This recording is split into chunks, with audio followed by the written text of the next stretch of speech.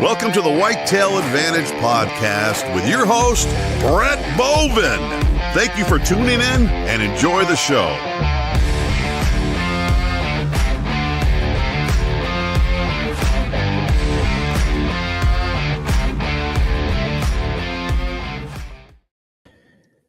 Whoa, wrong view. Hang on. There we go. All right.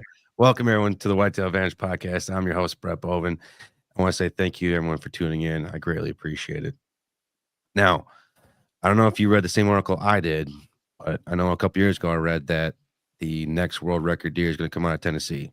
And if you saw the guy's wall, you have to watch the video on this. I mean, because the guy's background, he's a prime example of it. Anyways, today is Sunday. It's Tuesday. Oh, used to only doing shows on Sunday. Now we're back on Tuesday's episode. Tuesday, January 7th, 2025. We have a subscriber goal. So help us get up to 230. Be greatly appreciated. Tonight's guest is Chad Davis. And I told him this. I'm a little nervous because he's like the biggest celebrity, in my opinion, that's coming on the show. So I'm very excited for that. And I've said Squatch is the most humblest guy I've ever met, but Chad's the most nicest guy I've ever met. He's helped me out here a lot through Whitetail Advantage. I can't say thank you enough to him. Anyways.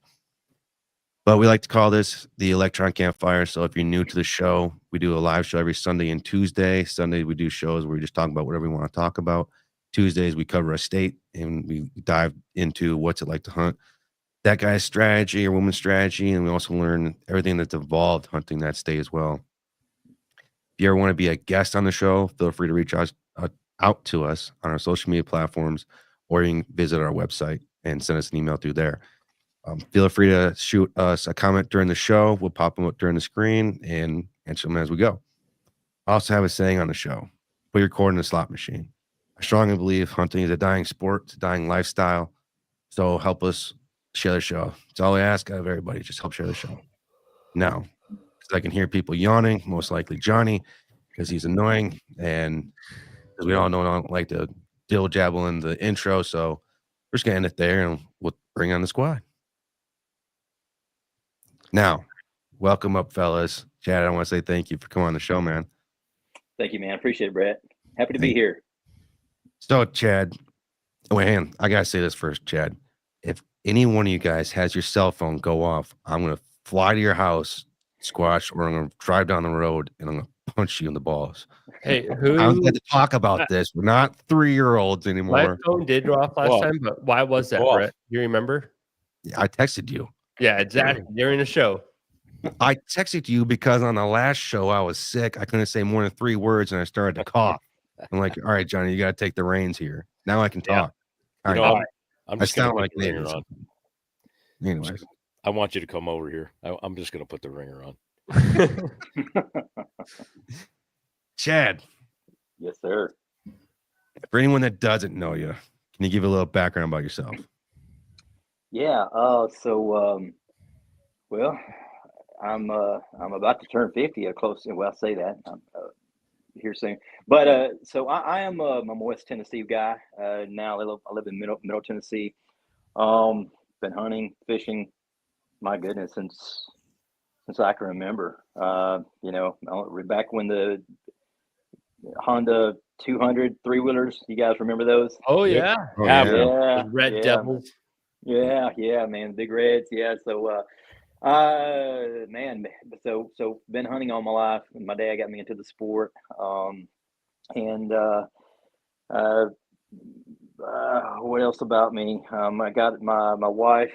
I've been married for almost 18 years now. Got 2 kids.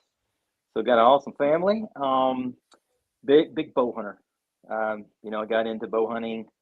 Oh man, back when do you guys remember? I don't know. Do you remember the Pearson bows back in the day? Yeah, sure. Oh yeah. Yeah, Pearson. So I think my first bow was a Pearson. Then I got a point blank. I don't know if you guys are. I don't even think they make those anymore. But got into it. Ended up a few years later. I'll bypass. I got into fitness. I was a big fitness guy for a long time. Big competed in I guess I competed in bodybuilding for I don't know how many years, 20 some odd years or so, and had a fitness center there in the Nashville area, south of Nashville, for several years, and had a chance to train and do some stuff on TV with different ones, you name it. Just some really cool stuff. But after all that, met my wife. So I went from chasing 2-legged deer to 4 primarily. And so I got that addictive personality, and I've always bow hunted, but I really just got into it at a massive level after my wife and I got married. And when I got transferred down to Florida with a company that I work with, and I started a archery apparel company, and I guess we can kind of discuss that a little bit later. And I started that about 11 years ago, and been real blessed with that. And then fairly recently, I started a European mounting system company called Euro Addicts, and we kind of have it under the Bow Addicts umbrella, and it's been doing very well. And so that's kind of my main thing. I'm also in clinical diagnostic sales full time. So some don't know that, but I've been with the company for a little over 17 years, and so I did travel. I used to travel. Tennessee and Kentucky. I loved when I had a chance to hunt Kentucky or travel to Kentucky, because I would work during the day, and I'd either hunt that morning and work, then I'd hunt in the afternoons. That was pretty awesome. So now, fortunately, I work entirely from my home office with my job. So that's a pretty cool thing. But yeah, man, I'm just fanatical about hunting. To me, it's like a chess game, and I'm a trophy hunter. When I say that too, I don't always mean antlers. So it's a mature thing. If I take a buck that's 120 inches and he's mature, I am all about that. So I try not to get too caught up in the antlers. I say that, but we're all human, Mm-hmm. and so if I've got a big boy on camera, and I'm going to go. Typically, I'm going to put most of my eggs in one basket. That's a good thing, or it can be good and it can be bad. So, but yeah, man, that's kind of a bit about me, I guess. And well, from your wall, it looks like it's been a pretty decent thing. Yeah, I've been really blessed over the years. I just get so fanatical about it. So if I get something on camera, like say, or if I have an area that I feel pretty good about, I'm just.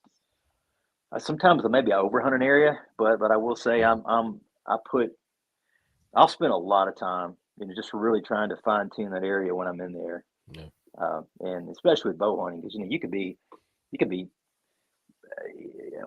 30, 40, 50 yards just off the correct area, that's going to give you that biggest opportunity. And sometimes it's just I just. Probably there again, maybe I try not to overhunt an area, but I will say I'm fairly aggressive. So Nice. Now, are you hunting kind of public, private, mix of both? I hunt a good amount of public too now. I've been fortunate to have some pretty solid private ground, but a lot of the private ground I've had access to borders public. So sometimes I'll hunt the public side, or sometimes I'll hunt primarily the public. It just kind of depends on the area. So a lot of these deer here, I would say, the majority of these deer are, for me, just getting access to properties. It's not really like the Sequoia guys where I'm hunting in suburban areas. That'd be nice. But it's me the relationships, being able to get some properties where I've had a chance to hunt, and a lot of these spots, I would say acreage wise, they're going to be somewhere between 100 acres to 400 that it's some actually. I've got this deer here that was off of a 7-acre tract, and I've got a 13 point up there that was off the same little 7-acre tract. I only hunted 1 acre to 1.5 acres of that 7 acres. And it was probably my favorite place I've ever hunted. And unfortunately, the landowner, she passed away of cancer, and so I lost that area. But it's all where it's at, Mm-hmm. Yeah, Man, and to see that you got one of those giants on those small tracks, it's kind of hard to do, but it's kind of something that has to be done lately because a lot of places are being leased out or bought out by big corporations, and you have to ask permission on 20 acres or less, basically. Yeah, yeah. There's one you guys probably can't see it. I think he's like a 16. I was real blessed with him, and he was on a 11-acre track. I've got a 10 back here that was also off that 11-acre track. I was hunting one that was probably pushing 190. That was also off that 11-acre track, and it's a piece of property that I drove past every day. Every day. Didn't even. I mean, you see it, and you're thinking, and then you go in there, and it's like, holy cow, And I basically, I guess I probably missed that little area for 3 or 4 years. Just overlooked, and it's so small. Everyone just passes it up, Yeah. Well, right. Sorry, I didn't mean to cut you off. I was going to say, I've always said it. You could be in 700 or you could be in 7. It just takes that little tiny 10 by 10 square or whatever, 25 by 25 for that big buck to walk through, and you got him. So exactly. Well, what I noticed about that area too, there's a little creek that kind of ran parallel to this property, and I guess it was nice and cool down there too. But fortunately there were some little thick pockets that you couldn't see from the road, and even if you looked at it from a topo, you really couldn't see it. And those deer were just, those bucks. I rarely saw does in there, but the bucks just loved it. Early season. It was nothing for me to get 25 or 30 different bucks off of a 11-acre track. Wow. And I'm talking some hammers. And now what's crazy, it never failed 9 times out of 10 that as soon as they shed velvet, they were gone. They were to the south side of the property. But sometimes you could go in the early season and get them just right before they might stay in there for 24 to 48 hours after shedding, which is what you can't see, but the one back there, that's what he was, and that's what he did. So I think I caught him right before he left the property. But yeah, it's just, and a lot of guys get caught up in that too. I think a lot of guys get, they get these cameras and you get these big deer on there, and you, even if you've got a good, let's say you've got 200 acres or 300 acres, because this happened to me this past year. You got a deer that's been frequently, he's frequently in one area, and you've got him on camera multiple times, then all of a sudden you lose him. It's still easy just to hunt that spot. And I think the one, Brett, you had of me holding that buck, the intro one, yeah. Yeah, the intro. Well, that buck, see, I shot him on the exact opposite side of the farm on a little bench, and I'm a fanatic. I love benches, and for guys that don't know what that is, let's say you got a ridge and you got it where it kind of flattens off. It could be 5, 10 yards, 20 feet, whatever it might be, of just kind of a little flat area. Then it kind of goes up again. I tend to, I've had really good luck on benches, and I remember I was hunting lower, and because this ridge was so steep last year, and I looked up. I said, man, I think I see a bench up there. So I went up there and looked, and sure enough, there's just a massive rub. And I only hunted this property, let's see, maybe 2 times this year, maybe 3. And sure enough, I went there Thanksgiving morning and thought, well, I'm gonna hunt the opposite side because it's just one of those areas. The bucks, they're gonna be working it. And he's the only deer I saw. But he came out at 7:45, and was able to capitalize on him. But again, sometimes that's where my nephew was hunting, and he's a great hunter too. But they were still hunting the other side of the farm. And I'm thinking, man, I know he's probably kind of changed up a bit. So yeah, I say that to guys, just don't get too locked up on an area. Not to say he won't frequent that area again, but just I don't know what. Don't put your eyes set on that. Like it's going to happen here. It's not going to happen anywhere, basically. Yeah. And for me, a lot of the bucks I have had a chance to take late season, I will see those bucks sometimes pull back in there, or I don't know why, but I have seen. Let's say a rut kicks in, like in Kentucky, for instance. The rut. Of course, it's all over the place now, but typically that November 2nd, 3rd, 4th, 5th, somewhere in that first week of November will be pretty solid. But sometimes I would see those bucks come in, right afterwards, maybe they're just still looking for, maybe they found the hot does, maybe they're still searching for that one more that might be, Mm-hmm. still so hot. And I have found them for either hit that same area right towards the tail end of the rut, maybe, or some people call it second rut. Some people it's they say it's the younger does coming in, whatever it might be, whatever it is. But I'll often call it the deer either, let's say, maybe. And there's all kinds of controversies or second rut or not. Well, I know I've seen deer, bucks chasing, let's say 4 weeks after peak of a typical rut. But I'll see them I'll see these bucks that I've had on camera early season come back in around that point in time, or extreme late season, where I've seen them kind of come back and hit some of those early season spots. So I will kind of go back in there at that time frame and rehunt those areas. Those small pieces of property, like 7 to like 10, 11, what are you looking at specifically for that? Because, for instance, I have a good buddy. He's part of the team here, and he, for the longest time, could only have hunt on property that had, how many acres was it? 4. And it was just a sliver of woods behind a neighborhood, basically. And it was next to a cornfield.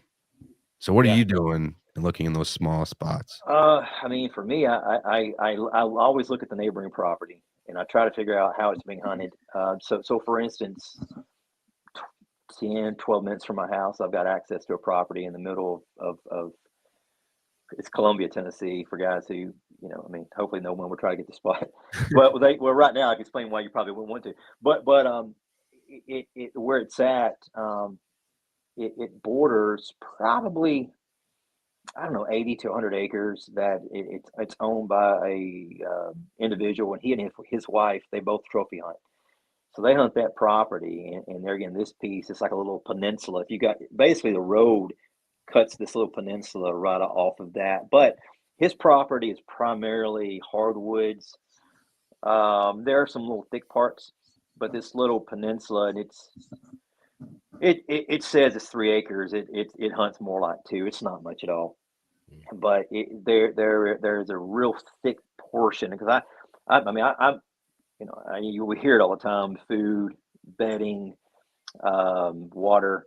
But this I could tell this had on the far the south side, it had some pretty good thick cover that I would never go, even though it's like a, let's say 2 acres of huntable property. I would never go in that area, just knowing that, because I had some solid bucks working that area.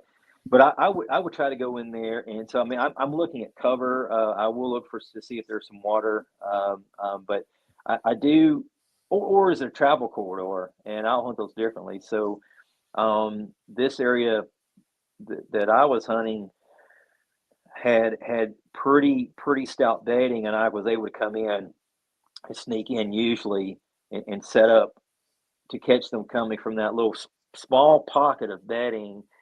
And they would feed up into that timber and just cross the road, or vice versa. They'd come out of the timber in the morning time and come in the bedding. And now there were a lot of does in the area, but I'll tell you, the very first time I sat in that property, the very first day, I think I saw 6 bucks and probably 4. I think it was 6 bucks and 4. I think it was 10 deer total, 6 bucks and 4 does. And I was amazed. Amazed.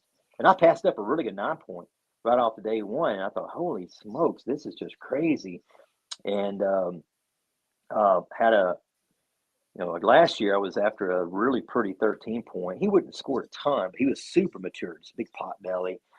And of course, somebody came in that wasn't supposed to, had to run them off. And it's Murphy's Law.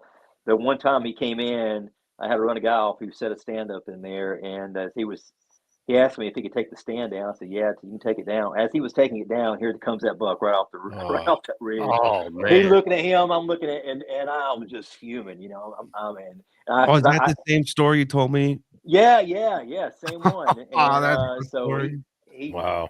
hightails it out of there, and I never saw him again until I went back, and I think there was one more week of season left, and I was talking to the neighbor, and she's like, yeah, so just took a 13 point a couple of days ago. I'm like, oh no. So I don't think so. Maybe.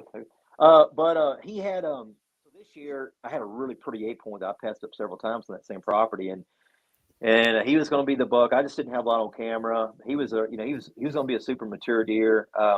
And I didn't even put a camera out in there this year because it was one of those things I wanted to go back like it was when I was a kid, and just because I knew that deer, he was still alive at the end of the year last year, and but this is what happens when you're on an area like that. The landowner, I guess the city needed a place to put trash, or not trash, but road, rocks and what have you, and so they just came in there with a dozer and just.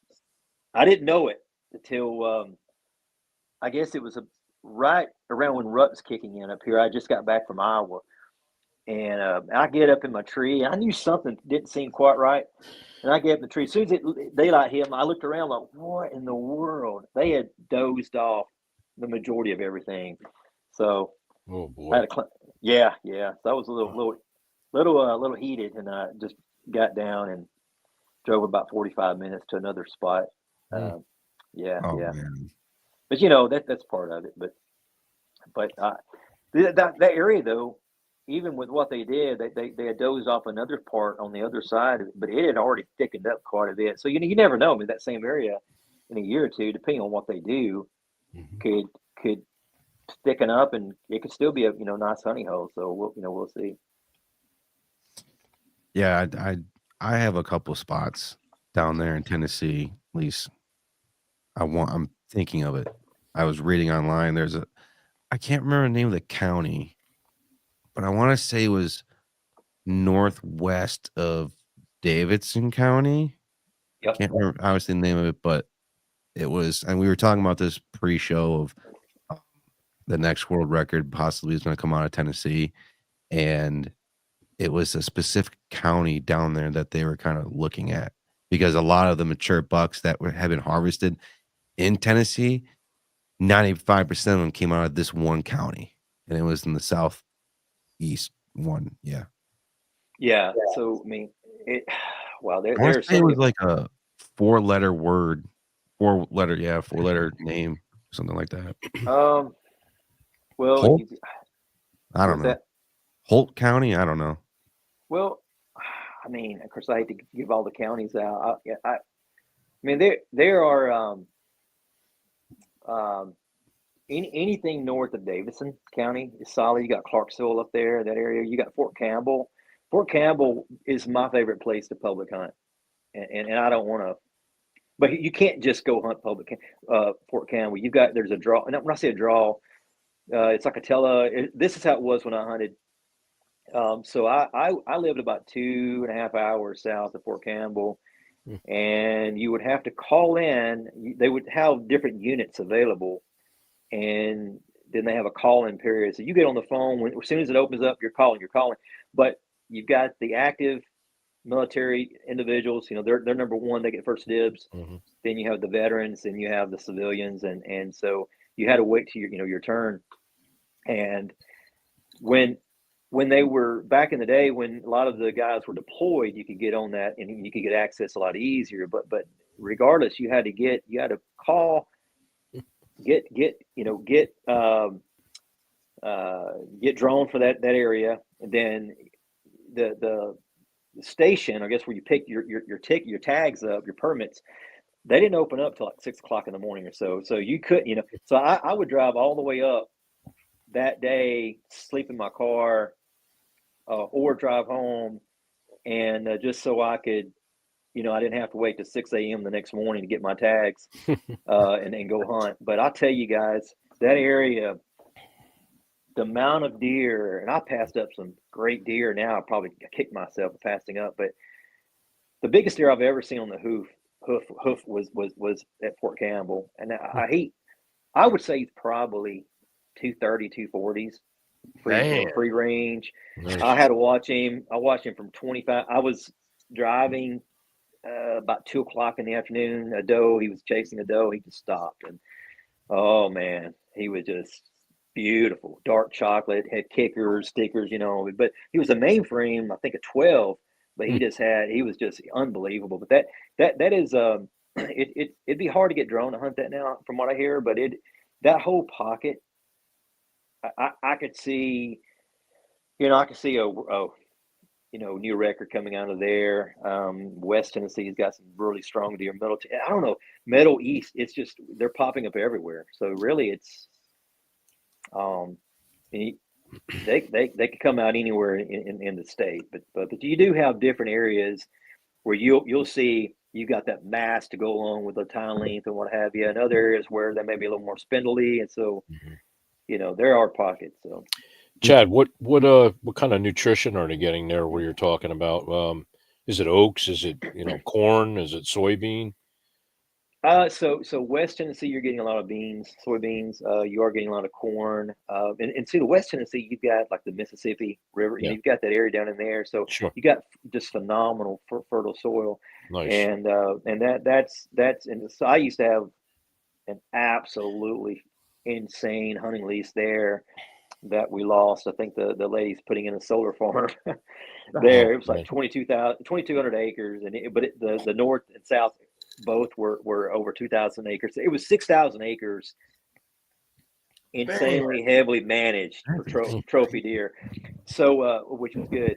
But that area down in that area is just, it is insane. So, but Middle Tennessee, where we're at, there must be some really good soil here, but it's not so much ag. It's more, you got the hill country, but there's just a lot of oaks. A lot of white oaks, red oaks. You got pockets of good pin oaks. But on public, there's another area that I hunt fairly close to here. There's a lot of ag and there's a lot of oaks, but I was after probably a 155, 160 class 10 point. I think it was last year or the year before. Nice. That's off of there. But a lot of those deer in that area, though, as a whole, they're a trophy in that area is going to be more like a 130, 135. Okay. So it's not, but every once in a while you get one that just kind of, he's a dandy. And, but what's crazy that area is when you see it, you would think that there's going to be bigger deer there than what you might see in Davidson County. Yeah. But there's just some great genetics there in Davidson or Williamson County, which is pretty much dead center Middle Tennessee. And then I've got some friends of mine that live in East Tennessee that really, they hammer some giants there too. Sure. Yeah. So, but most of it's they're getting white oaks, red oaks. You've got chestnut oaks and things like that too. But it's kind of the majority of what I see. Anyway. Yeah, up here where I am, it's predominantly, I've got a lot of apple orchards and stuff around me, but mostly your hardwoods and stuff here is all oaks and some beech nut. There's chestnuts. There's hickory nuts. So a lot of times I've seen the bucks here early on. They'll be in when the apples are starting to really come in. They're feeding on that. They get heavy, and sometimes they'll disappear, and it's because of the mast up on the mountains, and they'll run up after that food, and they'll run back down in here for the bedding area for the does. Exactly. And, yeah. It's so cool because every area is different. I don't know nothing about Tennessee. Never been out there. I got out to Ohio this year, but like I said, it's really cool to hear different scenarios where people are hunting. It's interesting.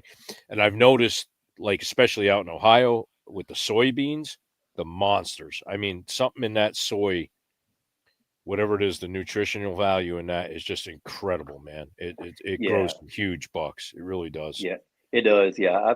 I've been real blessed. I've taken a couple of deer in Ohio. My wife took a couple really good bucks up there, but nice. Yeah, they just grow some. Oh man, Ohio is it's a fun place. But what the thing even about Ohio, like in Tennessee, is when you've got a good mass crop, it's good, but it's bad because you just don't know. I mean, every ridge, they're scattered. Yeah. It's like, well, you see sign absolutely everywhere, and at that point, I'm doing everything I can to find bedding points, and try to look at the ridge systems and really just try to do my best there again to find out where they're bedding. And sometimes you think you look at a topo and you think, okay, I think they're bedded here. You get up in there, it's like, well, no, they're not. You know? But that's the hard part about some of these big tracks too. Land between the lakes is a good area. Mm-hmm. A lot of guys hunt it, and it's public hunting. But again, I've hunted it and seen just incredible sign. But my goodness, the white oaks, they're just everywhere when they're dropping. You just don't. I mean, it's luck of the draw a lot of times. It's like the rut. It's like the rut. Once the rut starts, it's just like sit still and hopefully, you're going to be in the right place at the right time. You take everything you've watched and just throw it out the door and hope for the best. Yeah. When I was younger, I'd find some bedding areas too, way back in there, but I'd be so far back in the woods. And now, I mean, I try to stay in good shape, but I don't get as far back as I used to. I mean, I'll get back in there, but when you're young, you don't mind. Now it's like, oh man, if I get something, I got to drag that thing out or this or that, and it's like. Well, I'll be 50 at the end of the month too, so I'm right there with you, and you feel. But I switched this year to a saddle setup. Especially like when I went out to Ohio, what a difference. I don't know if you use saddle, you like them, hate them, but my first year doing it, and really nice, lightweight, very, very versatile. I'm sure you understand too, man. And it's, like you said, if you shoot something, it's so lightweight, and you're not really bound down by a whole bunch of stuff. And in some of these mountains I hunt here, I'll get back in there. I mean, we'll ride our side by side 20 minutes in and walk another 20 minutes up the mountain. So the good thing is we're high if we shoot something that's dragging it out low, but still, if you got a climbing stand on your back that's just bulky, this stuff is nice and compact, man. Yeah, what a whole new world with that. And Johnny was a big influence on me with that, and a couple other fellows out there in the network, that I talked to. The saddle hunting is just amazing. And then, like, Squatch, how many sticks do you carry with you? Well, I got 4, but I really want at least one more. I want to get up a little higher. I can go about maybe 12, 13 with the 4. So I do a 1 stick. Yeah, you do. I typically hunt between 20 and 30 feet up. Yeah. And I absolutely love that 1 stick method. I'm at 7 pounds with the 4 sticks, and they're the tethered workhorse that I'm using. And it's not bad. I mean, really, it's not bad. I mean, I don't know it's even on me. So yeah. Oh yeah. Yeah, I carry 5 sticks, believe it or not, with me, and I've got but they're the 1 sticks. Yep. By tethered, and I've got a 1-step aider on 4 of those, and that gets me 22, 23 feet, something like that. That's perfect, man. That's where you want to be. Yeah. Yeah. And what I did, I wish I had it with me. I've got to carry. So I got 2 carabiners. Yep. And you can use any strap you want. And I I've got a strap, and I've got 1 smaller bungee. So I'll take the platform and put it against the sticks. Yep. And that way, once I get the bungee on there, it's just super tight. Yep. And then I can take the aiders and kind of just grab them all together and kind of wrap them. Then I'll take another bungee and I'll go around it and kind of lock it in. Nice. But it's so light, I don't even really feel it. And my camera gear, now I film pretty much all my hunt. Well, most of my hunts I film, and like in Iowa, the camera gear gets me because my pack, I don't know what it weighs, and I try to make it lighter than what it was. But I used to go in with 45 pounds on my back, and you just like after a while, it's like, oh man, is it worth it? Now, what type of camera gear do you use to hunt? Hang on, I got 2 comments here before we get into that. Chris McCorback, we were talking about the diet there in Tennessee. He said we had good luck this season with our soybean crop. Had a lot of deer hitting those fields hard. Yeah, man. Yep. Yeah. Chris is a local guy. He works with me, and really good hunter. He's got some really nice areas to hunt, and that's cool because I'm going to hit him up tomorrow about what soybeans he used because I was thinking about planting some here. Well, it's so funny you guys mentioned that. I'd love to see what some of the guys who listen, what their take is on this. I had a really good conversation when I was in Iowa because so the lease we had up until I can't remember if it's this year or last year that I lost it. But so there was a lot of beans, cotton, beans, corn. I mean, a lot. Yeah. And it was nothing 6 years ago to sit out in an 80-acre bean field and bean field to see 60 to 80 deer easily every sit. And let's just say that was 6 years ago, and let's say 5 years ago you'd go and you'd see, instead of 60, you'd see 30. 4 years ago you'd see 10 or 15. 3 years ago you'd see 2, maybe 3. And so I was trying to figure out what's going on, and I, I'm no farmer, but I will say that the guy that I was hunting with there in Iowa, he's got about 300 acres. He did an experiment, and this guy, he's so cool. I mean, he makes his own bows, he hunts, and he makes his own arrow broad. What do you call it? Nipping. He makes his broad. You name it. Guy. He's flint napping. Yeah. He's so cool, man. And but he so I was talking to him about seeing all these deer in the beans at one point, and even in Kentucky, I used to see a world of them. And I'll bring this all together. But when I was coming back from Iowa earlier, I guess maybe let's just say I can't remember. That was August, maybe September. I can't remember. And I was driving back, and I drove through Kentucky. And this is an area I used to drive through all the time, and I would see countless number of deer in those beans. I did not see one deer, not one deer driving. And this was deer 30, it's prime time in the beans. Yet they did have some cut corn, and they were just annihilating that. But even on our lease, the bucks and they just were not hitting the beans like they used to be. So this guy, he took some beans and he took genetically modified, GMO type beans that say even organic. But he had an acre of that. Then he took an acre of beans that were non-GMO, just truly beans. He said the deer would never touch the GMO beans. They'd walk right through it and eat their true. Really? Yeah. So I was just wondering, because I couldn't figure out, what is it about these beans that these deer are not, attracted to like they used to be? Is it the flavor? Is it, they modified in some way, or are they being sprayed? Because the crop dusters that when I used to hunt, they come by and spray. I thought maybe maybe they're doing something, but it got to the point where we didn't even hunt beans because we just and it was mind blowing. The palatability of it. I say they modified the taste for the deer. Yeah. That's what I'm thinking, and I keep thinking, because I'm a big health nut, that all as good as you can eat nowadays. Because my wife and I, we went to Scotland for like 14 days, and guys, I tell you, by day 7, I felt like a new man, felt like a brand new man. Because absolutely, there's like 17 common ingredients in our food that they don't have in theirs. I mean, this is just in things like ketchup, mustard, you name it. Yeah. And we felt with my wife, not TMI, but like her bowel, everything was just insane, and we were just felt like $1 million.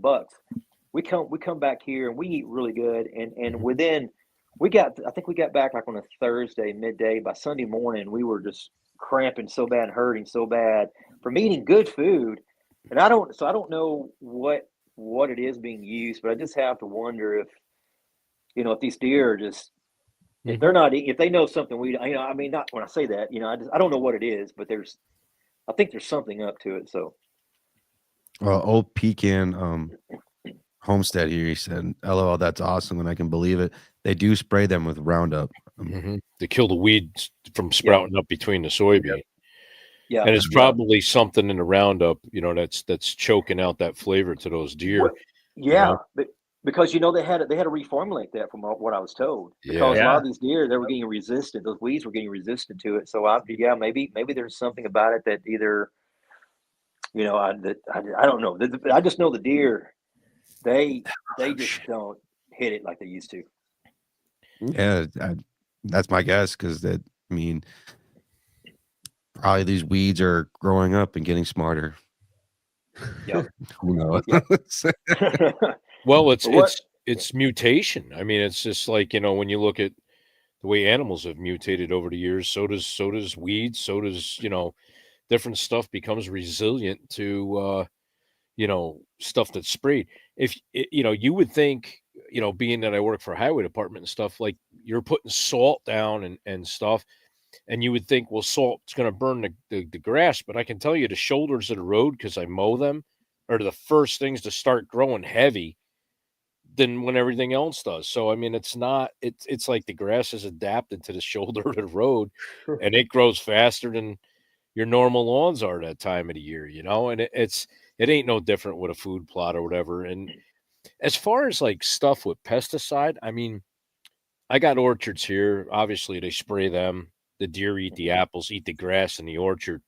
I mean, it doesn't bother them from what I can tell. I mean, Yeah. it seems like it doesn't, make them go run away and get scared. But Yeah. Not to cut you off, Squatch. Old Pecan Homestay said glyphosate is present in the majority of children's urine samples in the United States. Gosh, Oh, That wow. means that their diet contains Roundup. That is, Yeah. Wow. jeez. Yeah, and so I was in Kansas. We were filming for one of my products we launched this year, and the guy, he is a genius. I mean, he is a farming genius, and he was talking about how they've had to reformulate all these different things, and it's pretty scary because anytime something gets more resilient and more, we can, whatever works now in 2 years may not work, and they can only reformulate things so many times to where it's, it's like what are they doing, but I just have to wonder, something's just got to be up, because I just know too many times where even the last, I remember there's a buck I've got, he's real pretty 10-point. I don't think you guys can see him, but so I got him in West Tennessee on that lease, and I was hunting Kentucky in a soybean area, and That was it. See if let me see if it'll do it for me.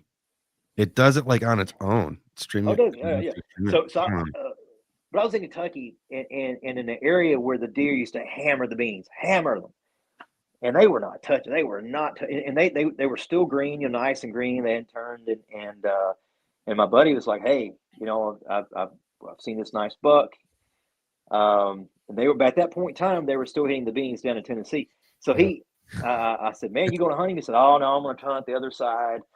And so I just hopped in my truck, and drove straight to Tennessee. And I got there that evening, before the evening hunt, and I was able to take this buck. And I think you can watch the video. There's probably 12, 14 different bucks on that video, that hunt. It's on YouTube.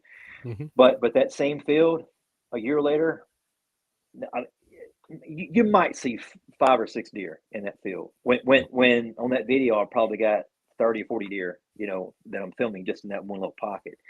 So something's up, and I'd love for someone to shed some light on that, what it might be that's causing it. So, Well, Pecan Homestead, I think that's why carnivore is so good for us. It's moving away from GMO. Yeah, well, true. Yeah, for sure. Yeah. I do want to point out the comments that he made here, because I've been reading these ones, and it's actually in length, but it's a good kind of story. Here's the first one. He said, "Our family took 8 deer this year. My oldest boy took 2 3.5-year-old bucks. My wife shot a yearling bucks. The rest does." He says he needs to get a saddle set up, because we were talking about that earlier. I spend more time getting my kids deer than hunting for myself. Yeah. Where's the other one? 6 of them were public land deer, no cropland anywhere, close hardwoods deer. Mm-hmm. And then I posted a photo with me and my deer. It was me, my son, and my dad, all 3 generations. And the comment that I made on there was, first, it was my dad's responsibility to teach me hunting and get me outdoors, and now it's my responsibility to teach it to my son and my daughter. Mm-hmm. And I think it's on parents' responsibilities to not just get your own children, but all youth out in the woods. Mm-hmm. But you got to at least start off with your own kids, and you got to at least introduce it to them. If they don't, it's not for everybody. Let's just agree on that.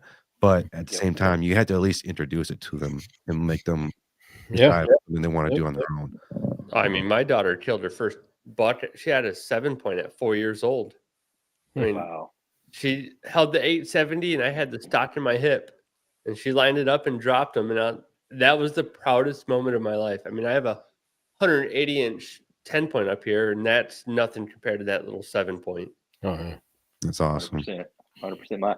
My two girls, they both taken. Let's see, one's taking 2 bucks and one's taking 1, and same way. I mean, I was shaking more than they were. We were in a ground blind. I'm just shaking. Mhm. She's like, "Dad, calm down." I'm trying, baby. I'm trying, but That's funny. man, there's nothing like it, man. Even my wife, she took an absolute giant, and I remember it was in Ohio, and we weren't seeing anything, and I'll kind of tie this in too. So, that year, the acorns, there was just no acorns, nothing was dropping, and we had hunted maybe 6 days, didn't see. I think we maybe the biggest thing we'd seen was like a spike and maybe a couple does. It was terrible. And my dad was hunting, and he got a glimpse of one that was eating a honey locust, and so I said, "Really?" And I've heard bucks that'll eat those, and the deer they'll eat those, and so I knew there was a little clover plot. We knew they were hitting that at night, and I knew where I felt that they were bedding up on this ridge system. And I told her, I said, but we were walking out, and I saw this honey locust tree. And I said, you know what? So let's try this. Let's just set up there, and so we set up, I don't know, 15 or 20 yards from it. And that next morning, I guess it was about 7:30 or so, here comes this giant coming in. I'm having to watch it, and sure enough, it came. And it started, it was hitting that honey locust. And so sometimes, if you've got, I've realized too that, if I don't have the acorns, but I know they've got to have some form of food, sometimes you just kind of figure out what is it that they're migrating toward, and kind of hit that. So I've hunted honey locusts a number of times now, and I mean, that's the only time I've had it, but I've seen some good deer, kind of sticking around that. And even in Iowa, there was some type of bush, and the landowner told me what it was, and I would bypass. I never thought anything of it. And he said, "You're going to see them; they'll tear it apart." And I don't even know what it was. It looked like honeysuckle, but it wasn't honeysuckle. But it was everywhere, and that's all they ate. I mean, they just went to town on it. So it was just little leaves, like on a little shrub looking. Like say, it looked like kind of a cross between a holly and a. Yeah, I was gonna say maybe a holly. Yeah. Yeah. The hollies. Yeah, it didn't look like a holly, but it was, unless it was some form I haven't seen before. But yeah, I mean, they were. So I started focusing on those areas too, and sure enough, that's where I was able to capitalize on one. That's exactly what he was eating. So that's cool. Do all the deer look like they have orange tint to their antlers because of the volunteer stay? Because looking at the majority of the deer, they look like they have an orange tint to the antlers. Now that you think of it, there's a couple. I don't know if it's just the camera, the color, but it's probably the camera. I don't know if you see that. That one up in the top corner. The one up in the corner trying to get to my eye. The one on the far side. That's when I hunted for like 3 years straight, and I had a lot of history with that deer, maybe 4 years. And he probably means one of the most. And this is, I think I told you where I was hunting Kentucky, they weren't in the beans, and I came, and this is a 10, and his coloration, you guys probably can't see it, but he's super dark gray. Yeah, he is. And his rack is super, super dark, and for some of these are Texas down here, but most of them, I guess, is Kentucky. There's one back there. You kind of, I don't know if you kind of see him up well. See, tall. That one, same way. Was, and so you were not hunt a lot of times. I really do a lot of checking with the ridge systems. I do love it when I can find, if I've got a system. Some guys hunt high, some guys hunt low, some guys hunt top thirds, and maybe you just never know. But I'll go in there and try everything until I can kind of get an area, get it figured out. But like this one back here, I found there were several fingers that kind of came down, and you had a creek at the bottom. Yeah. And but there was one particular finger, for some odd reason, the more I sat, the more I realized, and I call this, I don't know, common denominator is what I call it. Yeah. And so, so I when I get in there, I try to find, and guys have observation stands. I try to do that. Of course, I try to put them in spots where, I think I'll have maybe some success too. But for some reason, there was a patch right behind this guy's house. The landowner, he was a eye doctor. And I don't know what it was, but these deer, I don't know if they just felt comfortable by his house. And I'm talking, they'd be 40, 50 yards from his house. They'd bed down in there.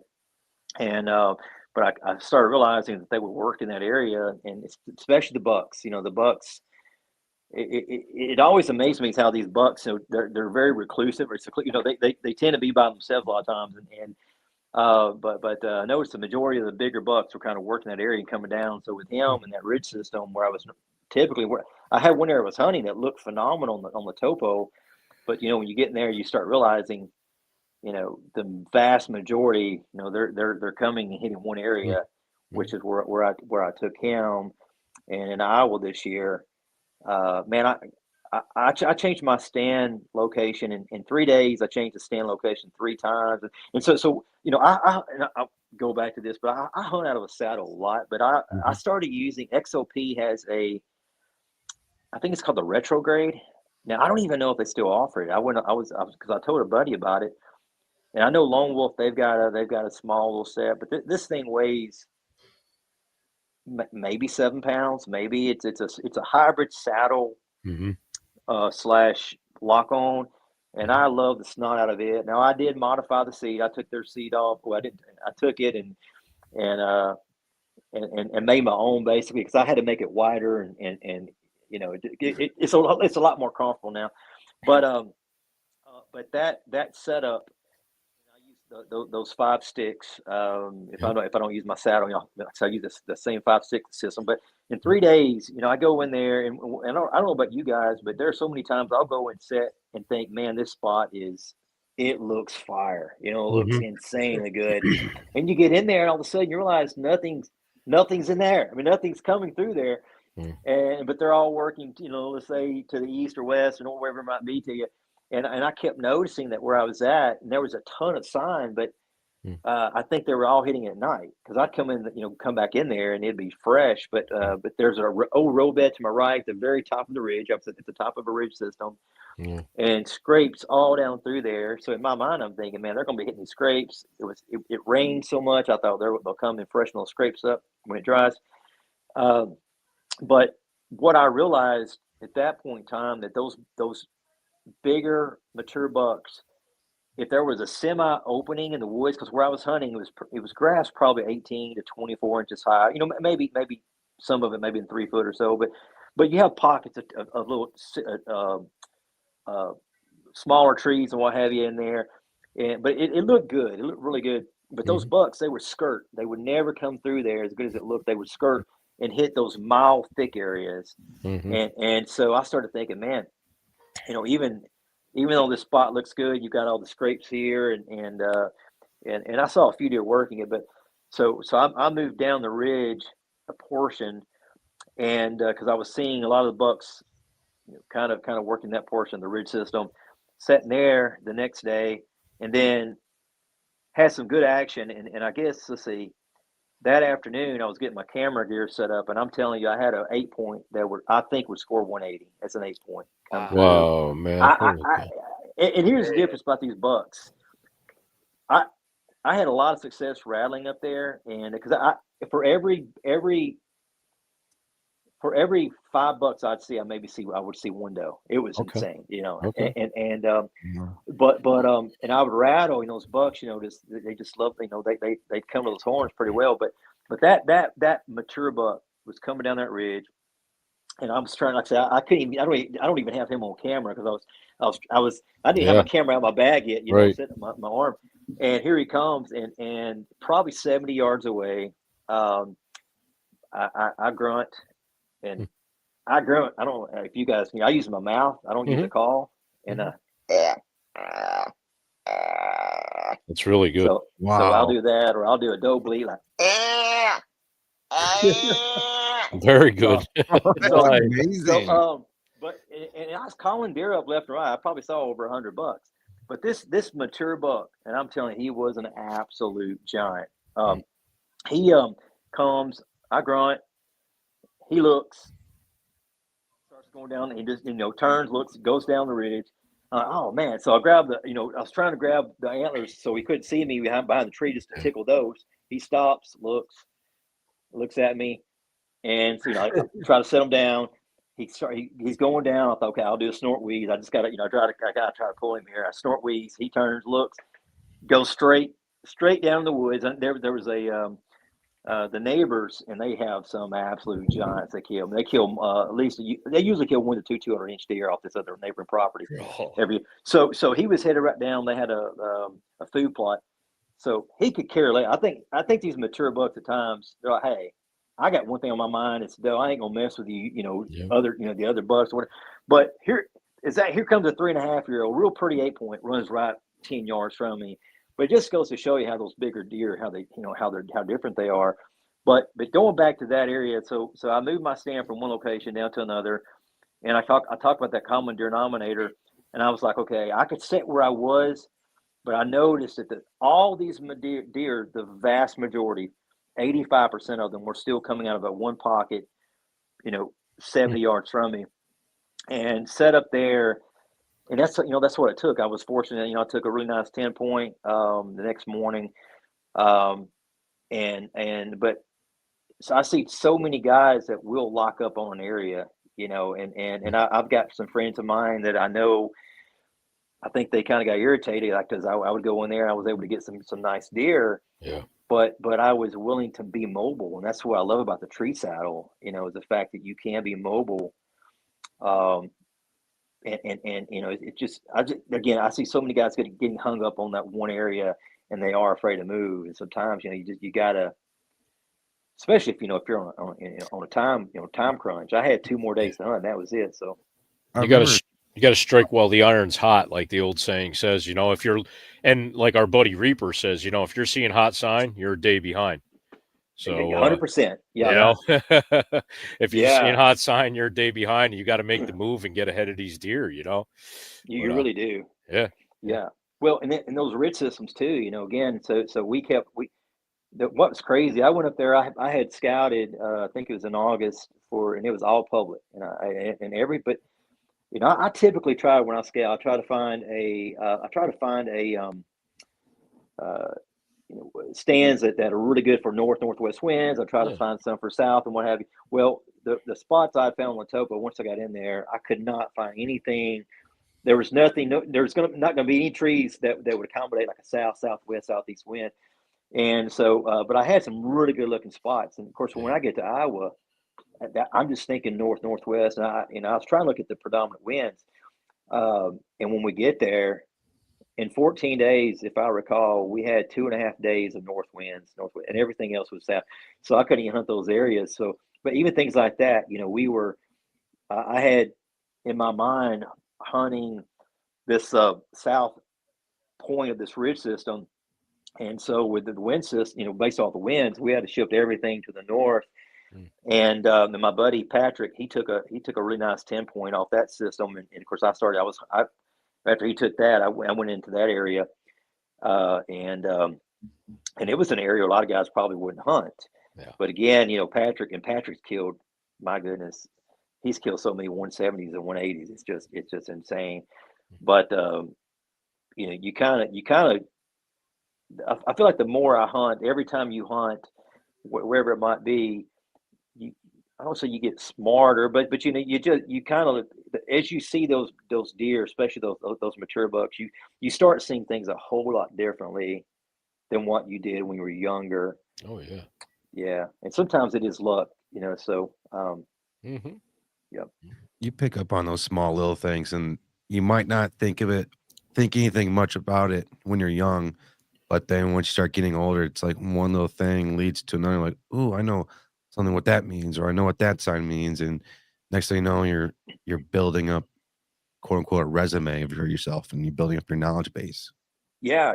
Because even with wind patterns, typically in my mind, if I think, let's say if I've got a north wind, a lot of times, I know you got the south facing slopes, but a lot of times they'll steer, and I will say I'm not. Sometimes it's not cut in stone because sometimes you'll think these deer are going to like that wind coming up and over their back, but then all of a sudden you realize, well, heck, everything is on the opposite side of the ridge where I wouldn't think they'd be.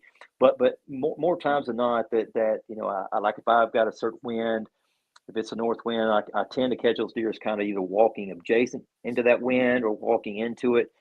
But that's not always the case. But I usually build my hunting tactics between looking at the wind conditions, looking at these different ridge systems, points, and like with that one buck came out of all this whole property. I think it was like 325 acres. I was in. Once I get locked in on the area, there again, I may overhunt it, but if I've got the right winds, that because a lot of times, you find out where, if I find out that those deer really are working that area, I'm going to do everything I can to kind of play chess and, to hopefully I can, get in there and connect. But that one ridge system, sure enough, when I had a chance to look into it, I was really able to see, kind of figure out where, I guess I connected the dots because I felt I knew based off the wind, if we had this, let's say, a north wind, I felt like I knew where they were going to be bedding. But sometimes you look at a topo, you really don't have an idea of really what's the timber is really like. But when I got in there, I got very fortunate. You had this big pocket of cedars. Yeah. And one thing we realized, if it was rainy, because it was rainy, windy, man, they just love those cedars and they hammer those things. Yep.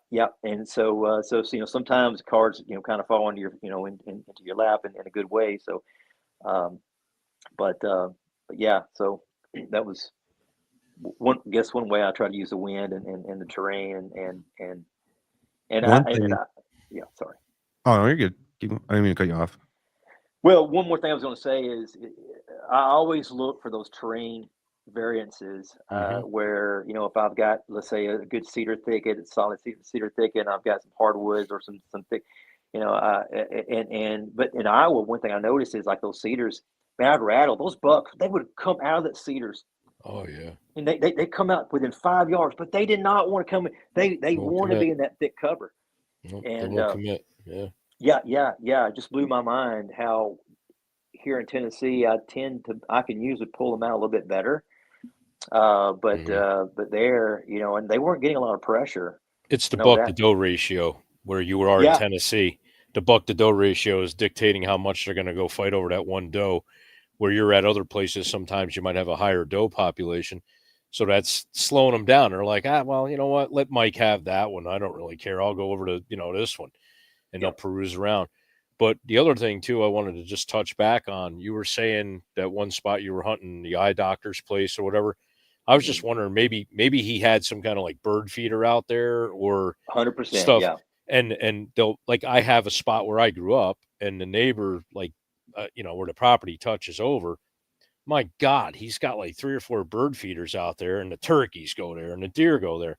Well, that's fine. I can't hunt on your property, but I know how they're getting there. So I'll just intersect them, and it's suburbia hunt, like what I call suburbia hunting, even though it's still pretty wooded here where I am. I've noticed that you don't have to go deep. They like staying close to the houses. 100%. You got an acre between some stuff where they feel safe. Get in there and hunt the hell out of it, and sit there. Don't if you see them, go to them. They're gonna be there. If they were there tomorrow and the next day, they're gonna be there. So get on them. And that's it's a key tactic. And a lot of guys don't follow it. They think, oh no, I got to go way. You don't have to. So the older I get, my goal is to find the closest spot I can hunt to the road. I hate to say that, and in the same way. So I'm, there's a state I hope to hunt next year, and I already know my dad hunted there 2 years ago and got drawn, and everybody's got they've got the hunt the different hunting apps and scouting apps and everybody can be pretty doggone good at finding the spots. Well, I get to where I'll look at spots where that doesn't look good at all, but I'm going to go there because I know no one else is going to be there.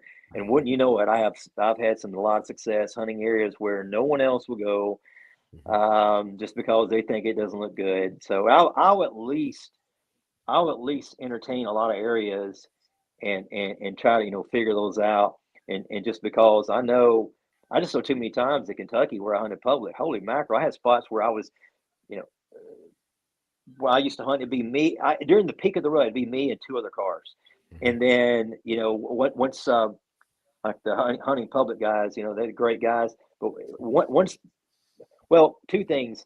It got harder and harder to find lease ground. Everything was getting taken. You got people, all of a sudden, what was $10 an acre, now it's $35, $40 an acre. Guys can't afford that, so they're pushing guys to public. Well, all my honey hole spots, again, everybody else they had the same maps I did. You can't, for the most part, you're going to know where to go. And so I had to change my tactics. I really had to try to find spots closer to the road but try to pinpoint areas where I was hoping other guys would overlook. And that really, especially around houses, people don't understand. They'll get comfortable to that. No joke. Where I shoot my bow, I could take a video, and I might have 7 or 8 does within 10 yards of, and I walked to my, and this is wide open.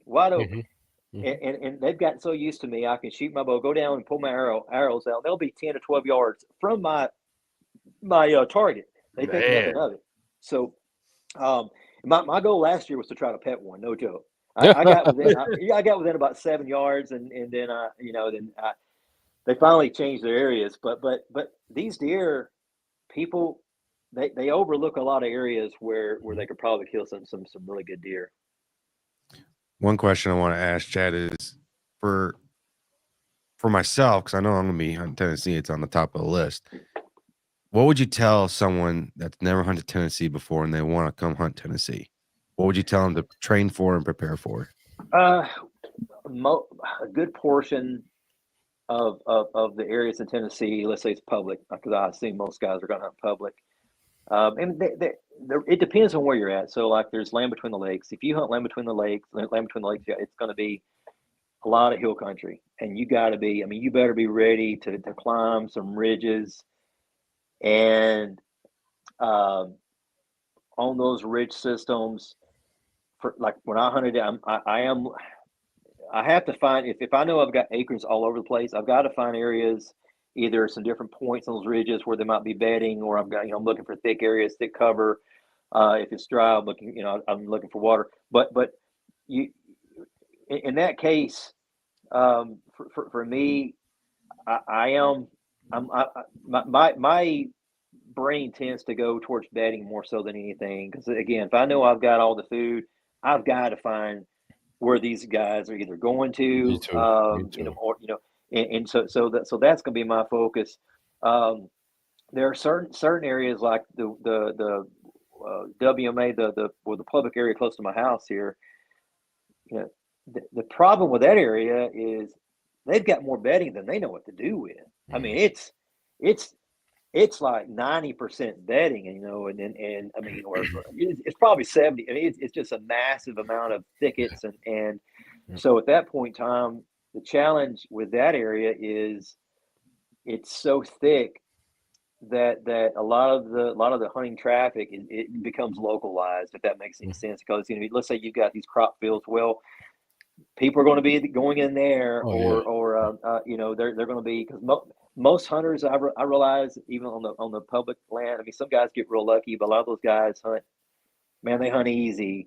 Nothing against that, but sometimes you kind of scratch your head on where some of these guys hunt. Yeah. But so for me, for instance, there was one area I noticed. I didn't think anyone was going to walk back. There was on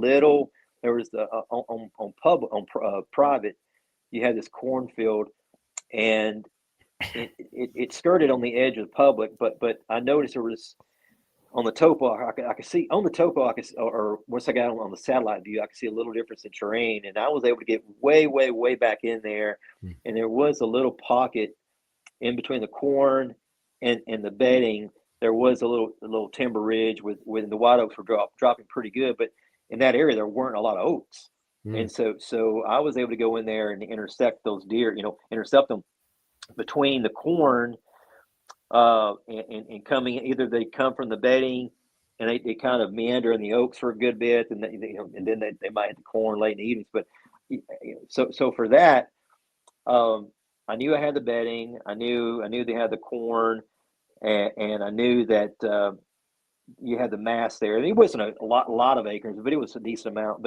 But sure enough, those deer were working that really well. But a lot of people were just overlooking it because they were still hunting. There again, a lot of the guys were hunting easy, or a lot of the guys were hunting where I knew it looked good, but at the same time, if I know an area looks good, but there's 10 trucks parked out there, I'm not going to be messing with it, But you can use them to your advantage too, you know. 100%. Yeah, 100%. Yeah. I mean, just basically like a chess game. You're just going to let them make the noise, get a little bit, find a good, transition zone or a bedding area, and let them work their magic for you. Sometimes it's a good thing when you see a lot of cars. You know where to go.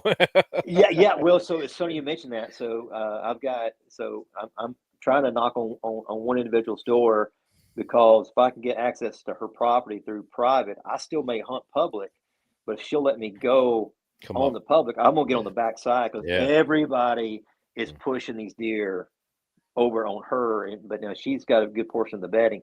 But I noticed that. So sometimes it's just sometimes you've got to change things up. But what's so funny though, I had 2 deer the year before last, so in the 150s on public, which is pretty strong. And I didn't say anything to anybody, but it takes 1 or 2 people to find out about them, and then all of a sudden, what used to be an area that I had all by myself, now it's just covered up with people. So you kind of have to go back to the drawing board. But it kind of goes back. I just tell most guys, you don't always have to be 2 miles back in the woods. No. There are a lot of really good spots that are closer to the road. And a lot of times, for me, I do a lot of e-scouting, but it's a ton of boots on the ground. I cannot tell you how many miles I might walk in a day when I'm scouting, just trying to figure out areas. I want to give myself so many locations to where if I go here and there's trucks here, I know I can't hunt. I've got several others pinpointed, several other areas pinpointed.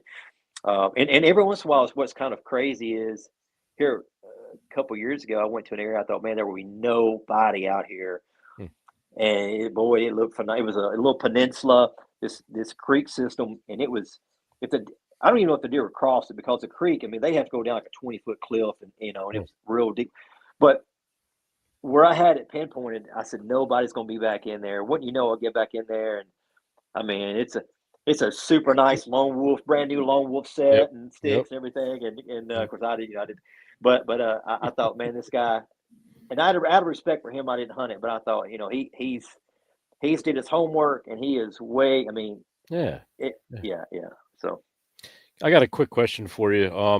Do you do any preseason stuff? Do you do like mock scrapes? Do you hang ropes or vines, or and then continue on through the season with putting your scents out and stuff like that, or you just don't deal with it? I did it one time, Squatch.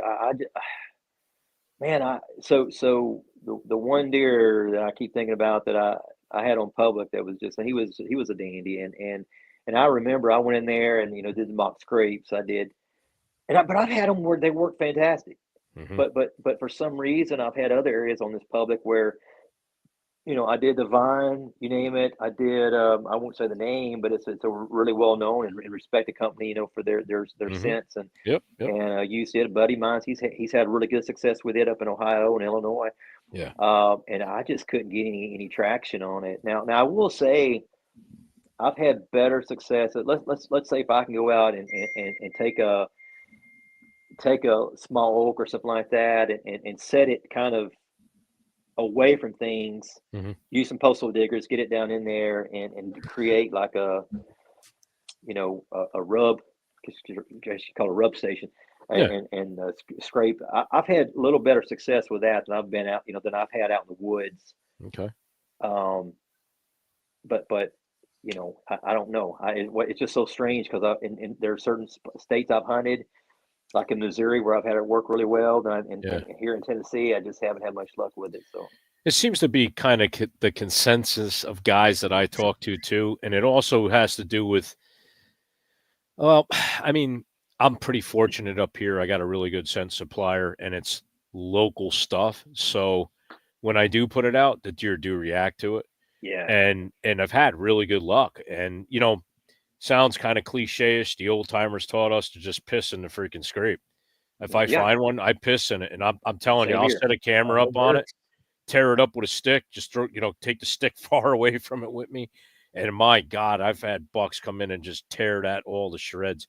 And, at some places you don't have that reaction, but it might be, maybe it's something in the scent or the urine. Maybe it's they're used to smelling something particular, and they shy away from it. And it's just by the area sometimes. But I've heard a lot of mixed. The more and more I talk to people, that's why I asked you. I was curious if you did it or not. But Well, some another people thing, have really good success, man. I mean, yeah, like I've had success with deer decoys, like putting a doe decoy out, Yeah, a buck yeah. decoy. But I've had other areas where, man, you put it out and they're Ooh. long gone. Go on. Yep. And Kentucky, I had spots in Kentucky where I tried it, and it did not work. Did not work. Yeah. Even just a basic doe.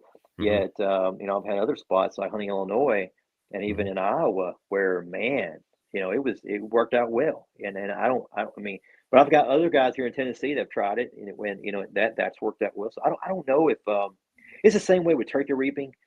I Oh, yeah. went to Yeah. I went to turkey. I went with a buddy of mine, and Jeremy. I think Jeremy lives up in Iowa now, but we went. I can't remember if we went to Missouri or Iowa doing the reaping, and he's like, yeah, some of these turkeys, man, they're going to go berserk over it. Others are going to run, Mhm. and it was pretty. Because I've never tried it before, but I mean, the one when it worked, man, it worked fantastic. But when it didn't, they were gone. So Yeah. Oh, I don't know where this cough came from. I hope you guys can hear me. I got one earbud working, the other one's not. I think one went dead. So I'll hear you. I do want to Yeah, ask, because we're we're getting ready to round up the show here. Bitterroot Institute asked if there's any spot and stalk type areas to hunt east. Like I've already mentioned like Kansas and Nebraska, but we're talking about like Virginia east. ooh, man. Like, do you guys have any thoughts? Ah, I can't really think of anything that comes to mind. yeah, you say spot and stalk? Yeah. Man.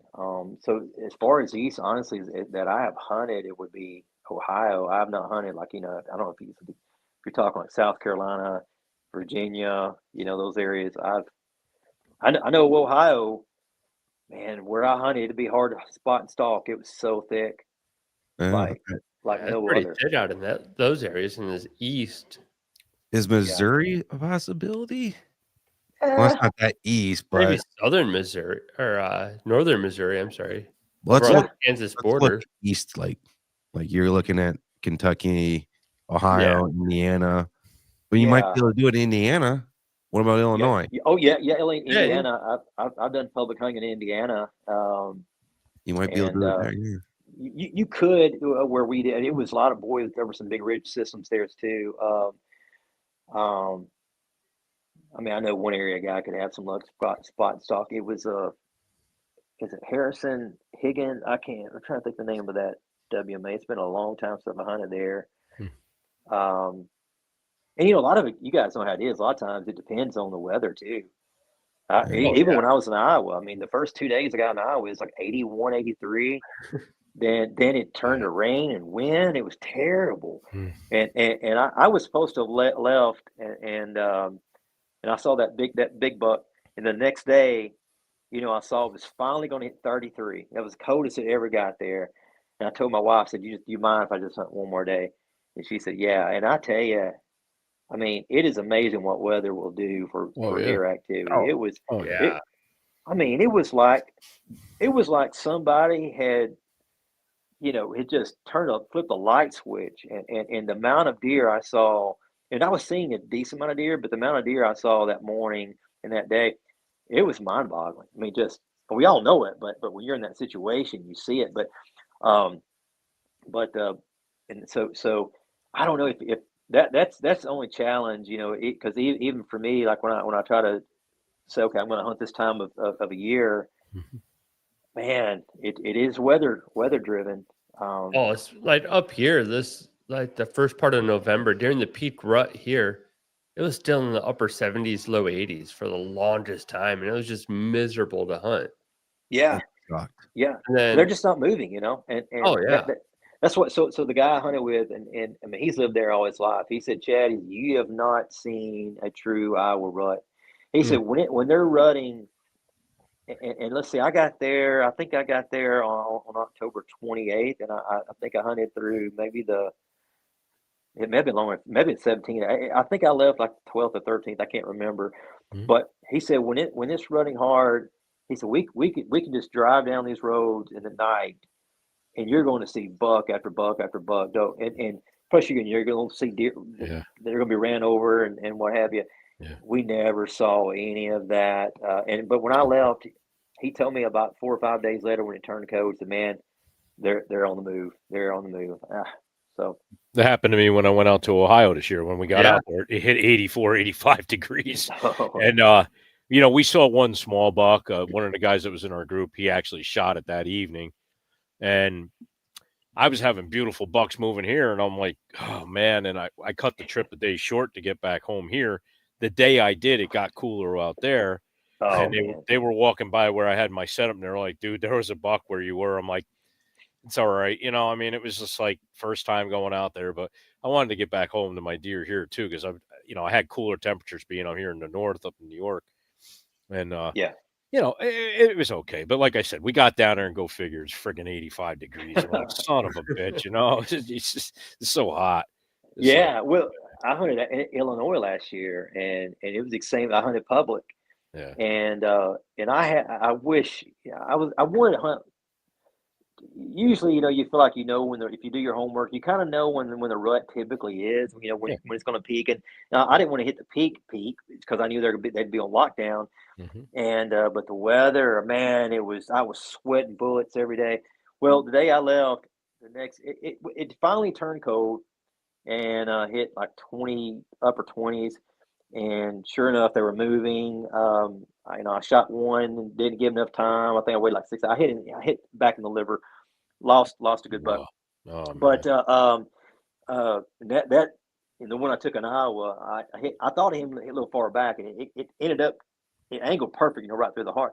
But I gave him overnight. But that being said, I saw the temperatures, but I already told how it is. I told my wife I'm coming home, and oh man, it just for like the next 6 days it got right, and all the guys that were there Yeah. they all took some really good bucks. One of them actually had a chance to he also went down to Kansas, and Mhm. the weather, and it was a little later when I thought, man, he killed an absolute. I think he was maybe in 180 class Yeah. buck in Kansas. So it is, you're just sometimes you're at the mercy of you could be in some of the best spots in the world, but they're not moving. Yeah. yeah. Nothing you can do about it. Well, Chad, we're getting here to the end of the show, brother. I just want to say, first off, start off by saying thank you so much for taking time out of your busy schedule. I know when I was able to work this out with you coming on the show, I was a little starstruck. I'm like, holy shit, he's gonna come on the show. But By the way, they just died. By the way, too. they just Mhm. Yeah. I have some rapid fire questions here that we want to ask you, and then All right. once we're done with that, I want to dive a little bit into bow addicts and Euro addicts. Okay. Okay. Sounds good, man. First one is, besides hunting, do you have any other hobbies and interests? I know we talked about your bodybuilding thing. Yeah, fitness is probably. I mean, I love to do woodwork. I'm not gonna lie about that. Um, I actually I like to paint. I did a lot of. I was going to be an art major in school, and I ended up being my degrees in biochemistry out of all things. So, but yeah, probably. So I was like the second smallest kid in my class, and when I was in high school, got made fun of all the time, and it's kind of crazy. So, girl, I wanted to go out with her, and she made fun of me, and didn't know I could hear it. I was actually it's weird. I was behind our junior high. We had these bushes, big 6 foot or 7 foot bushes, and I had my best friend at the time to ask her back then. It was like, would you go to if you go when you ask them on a date, basically it's like, would you go to the movies? You know, your parents would put you in the Astro van, and you know, I don't know if you guys remember those or. Oh yeah. Yeah, so she was like, no, he's sick, he's gross. And man, I went home, didn't know a thing about weights, not at anything. And my dad it wasn't a workout, but it was just metal ride. And we had these and they weren't even, they were like tractor discs, but they were not discs, but they were these big. Dad used to do a buy, sell, trade stuff. I don't even know what these things were. They weren't concrete, but they were metal. And anyhow, they fit over the bar. I got some masking tape, and we had an old carpet roll. And so I would lay on that carpet roll, and I started, benching, curling, you name it, and just got eaten up with working out. And then trying to put all this real quick, but and then my dad helped me build. I built a wooden bench out of wood and took some of that old carpet, and we had some of the foam material, and I kind of put it, and I started working out. I spent about 3 hours a night, and I was 12 years old, and just turned 13, working out. And then later that summer, the next year, my I call him my uncle. He's like my cousin. He had this Marcy Universal workout machine. And he said, if it worked for me, he owned a big boat storage place. And I no joke, I've done construction work, you name it. That's some of the hardest work I did with him. I think he just wore me out. But he let me work for half the summer for free to get this workout machine. And I was able to do that, and was able to eventually. I won the Teen USA, and I was AMPPC Teenage Bodybuilder of the Year, and was able to win a number of titles and stuff, and had a chance to open up a personal training studio outside of Nashville, and was able to really.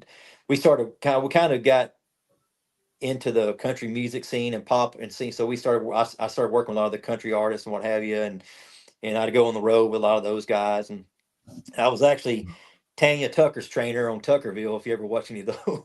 Oh, nice. But so working out, I've always I got into it and really enjoyed helping people, and I got more out of, I don't know, you get to help change someone's life, and like the way I met my wife, I was on the road with Chris Cagle. I don't know if Chris Cagle back in the day, he had a lot of hits back in the day, and so I was down in Texas with him, and one of the ladies I trained, she lost like 135 pounds, and she was like, Chad, I don't know how I can pay you back, but one day I'm gonna help you find your wife. But sure enough, she called me and was like, man, I know there's a girl. Now I actually I had just sold my gym because I sold it to some investors there, and but she said, Mandy just broke up with a guy, and I think you need to meet her. And I was working on a book called Lean System 3, a nutrition book, and that I wrote. And she said, she likes to cook, because I needed some recipes to put in the back. So anyhow, long story short, you know how it is. I guess she was right. So she and Mandy and I, my wife, after the first date, we saw each other every single day, and now we know, like, it's been about 19 years total now that we've been together. And I really got love helping people. And so the fitness thing, I still do some nutrition consulting here and there on the side, and I wrote a thing called Train for the Hunt. I need to put it back on our website, and it's probably the most intense, in-depth system. Now I'm going to try to say this humbly, but I spent months and months and months putting it together, and it is, it is to the T. It will tell you exactly what to do to get real lean, and it's exactly what I do when I competed.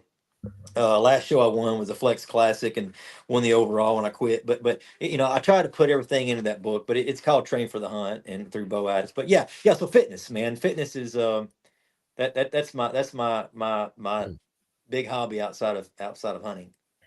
I got into fitness, and I knew I wanted to be a cop growing up, so I was like, I gotta be in shape. And then our motto in the police academy was, if you become a cop, you lose the right to be out of shape. So it was constantly day in, day out training. And then I got my 2 kids. I left law enforcement, and now I have a dad bod. And I'm trying to get back into shape. You just let me know, man.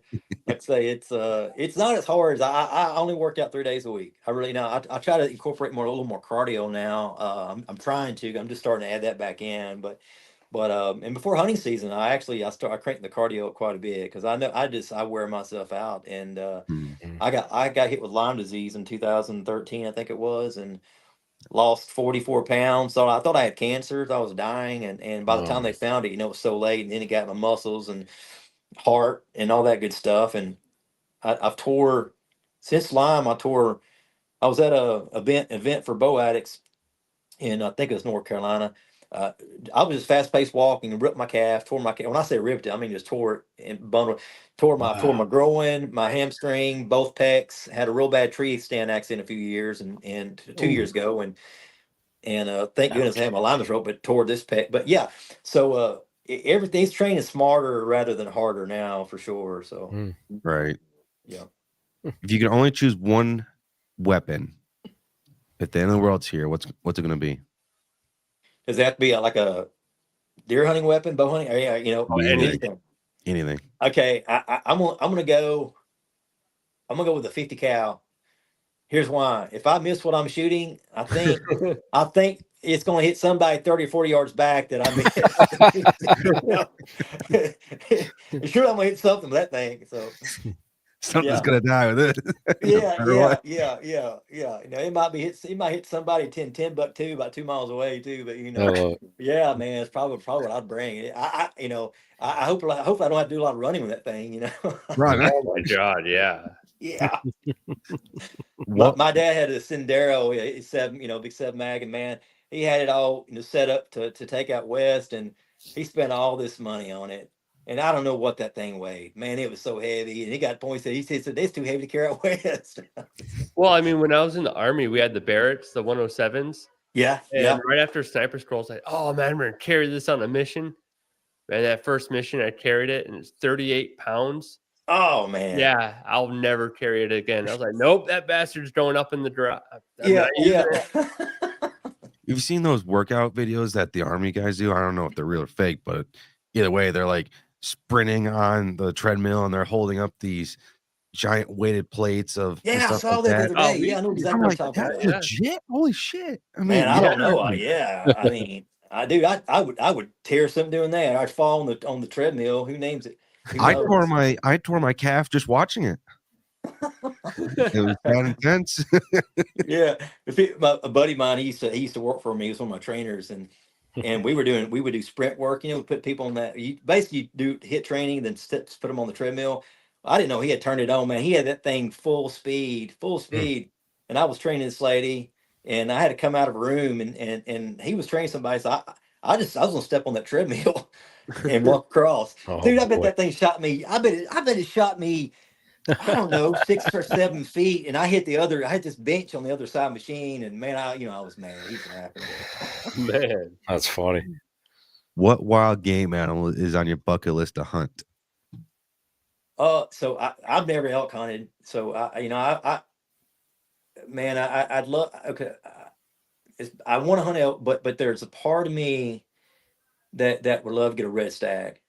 Oh yeah, man, I just and so when my wife and I, when we were in Scotland, and they've got the these aren't like the red stag like you see you'll see like down in New Zealand, but come to find out in Scotland you can't use a bow. So I don't know if I would hunt there. Well, don't get me wrong.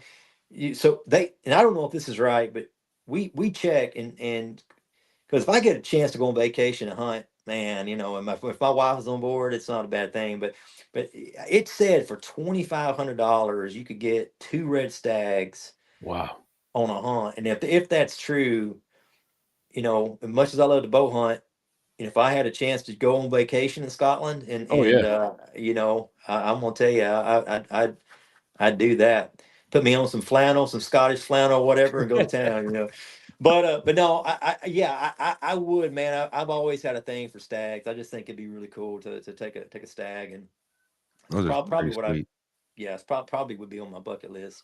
It's one of my favorites too. I'd like to get out to do elk someday. Yeah. What is a wild game animal you want to try to eat? So a buddy of mine, he is taking 1 or 2 muskox. and I've heard, man, they're actually pretty good eating. I don't know if it's true or not. Really? I've heard they're pretty good eating. So I think, yeah, I think I'd like to go for that. I, Hmm. you know, I've had caribou, which is awesome. Caribou's really good. Yeah, I know you're sick. I know those are going to be really good. Antelope, but I've heard muskox is pretty doggone good. So yeah, I guess I wouldn't mind just going for a hunt for one of those. And That would be pretty cool. That would Yeah. be cool. That's a first on the show. Yeah. Yeah. Not gonna lie. Yeah. What has been your favorite state you've hunted? Oh man. So I've hunted Iowa twice. There's something about Iowa that I love that. Man, that's a good one. I've hunted Missouri pretty hard, Kentucky. I would still say Iowa. Only reason I say Iowa is just because if it's good, you just don't know what's around the corner. I mean, that could be anywhere. But It's the for me, reputation behind it. yeah, for me, the fact, because I had to wait 6 years to hunt Iowa again from the last time I hunted it, and it's just, I don't know, man. I just there's something about that I really enjoy. Yeah. So I guess I would say that. But in Missouri, I've had it. It's been good, but yeah, probably Iowa, What is the top state you want to hunt next? Kansas, Kansas. Kansas. Man, I hear it's been hunted pretty hard. Yep. I've heard public hunting. You can have success, but I've heard it used to be. I'm not saying a lot easier, but I've heard it used to be easier. But I've never hunted Kansas, so I just like, you got to go sometimes where the big boys are. So I guess I would like to. It's just a different terrain. Mhm. That's what it is. I think. Now, did you guys see that seek one where Lee took that deer in Oklahoma? I don't No. remember that one. So if you get a chance, um, check out maybe his last video of his Oklahoma hunt. He went there and I mean, the guy. I told somebody I mean, I don't know Lee, but he's a heck of a hunter, and I know Mhm. some guys get jealous, so probably. But I said, man, I need to come out with a Lee voodoo doll that you can carry in the woods with you, because everywhere that guy goes, he gets something. And he's like, man, he's got the best luck I've ever. But he hunt, you see how hard he hunt, man. He hunts hard. But Oklahoma would be seeing that too. I might even say Oklahoma, not because he got what he got, but it gets to the point now. I think you got to find sleeper states. Mhm. Because Yeah. man, public is just it's gotten hit way harder than what it used to be. Yeah. And if I do hunt Kansas, I no joke, my game plan will be probably, I'm going to look for places that look good, but I'm going to try to find pockets where I'm going to where maybe people won't Just be. overlooked it. Yeah. Yeah. Because a buddy of mine's what he did, and he took a stud out there in a spot that nobody would hunt probably. I think West Virginia is going to be the new Kansas. Oh, you know what? Yeah, you're right. Yeah. You're right. I really do, man. I drove through there going down. We saw some huge ass deer there, man. Yeah. We drove through there. It was like, I was like, wow, we should be like stopping here and getting out of the truck and getting in the woods. Yeah. There were some monsters, man. Yeah, they put. Yeah, I'll tell you, Mississippi, man. Mississippi has put down some Yeah. giants. Yeah. Louisiana. Maryland. Yeah, actually, I didn't think about this, Yeah. but but I think there's pockets. I think if you get, like, when I think about the Mississippi, river, it just seems like if you can find pockets around there, these Yeah. river systems, it just seems like that soil is it's something about it that grows some big deer. And Yep. yeah. Is there a highly known individual that you would like to go on a hunt with one time? Yeah. Will Primos. Ah, cool. You know why? I mean, I think of Bill Jordan, Primos, but David Blanton. Mhm. That's what I grew up on watching. Me too. and man, I miss it. It's even, I don't know if you guys have seen it, even the way so I used to do a lot of filming, and it went from, I don't want to say a soap opera look, it's not like, Mhm. but the Yeah. image looked different than what you see now, and I kind of get drawn, and I don't get all technical, but I think those guys filmed in what's called a 60 frames per second probably back then. Now it's more like 24 frames per second, so it gives a more filmic look. But sometimes, man, I just miss that old Yep. That classic video, yeah. yeah. And I've almost gone back to filming something like that. I know guys are like, what in the world's he doing? This the new guys.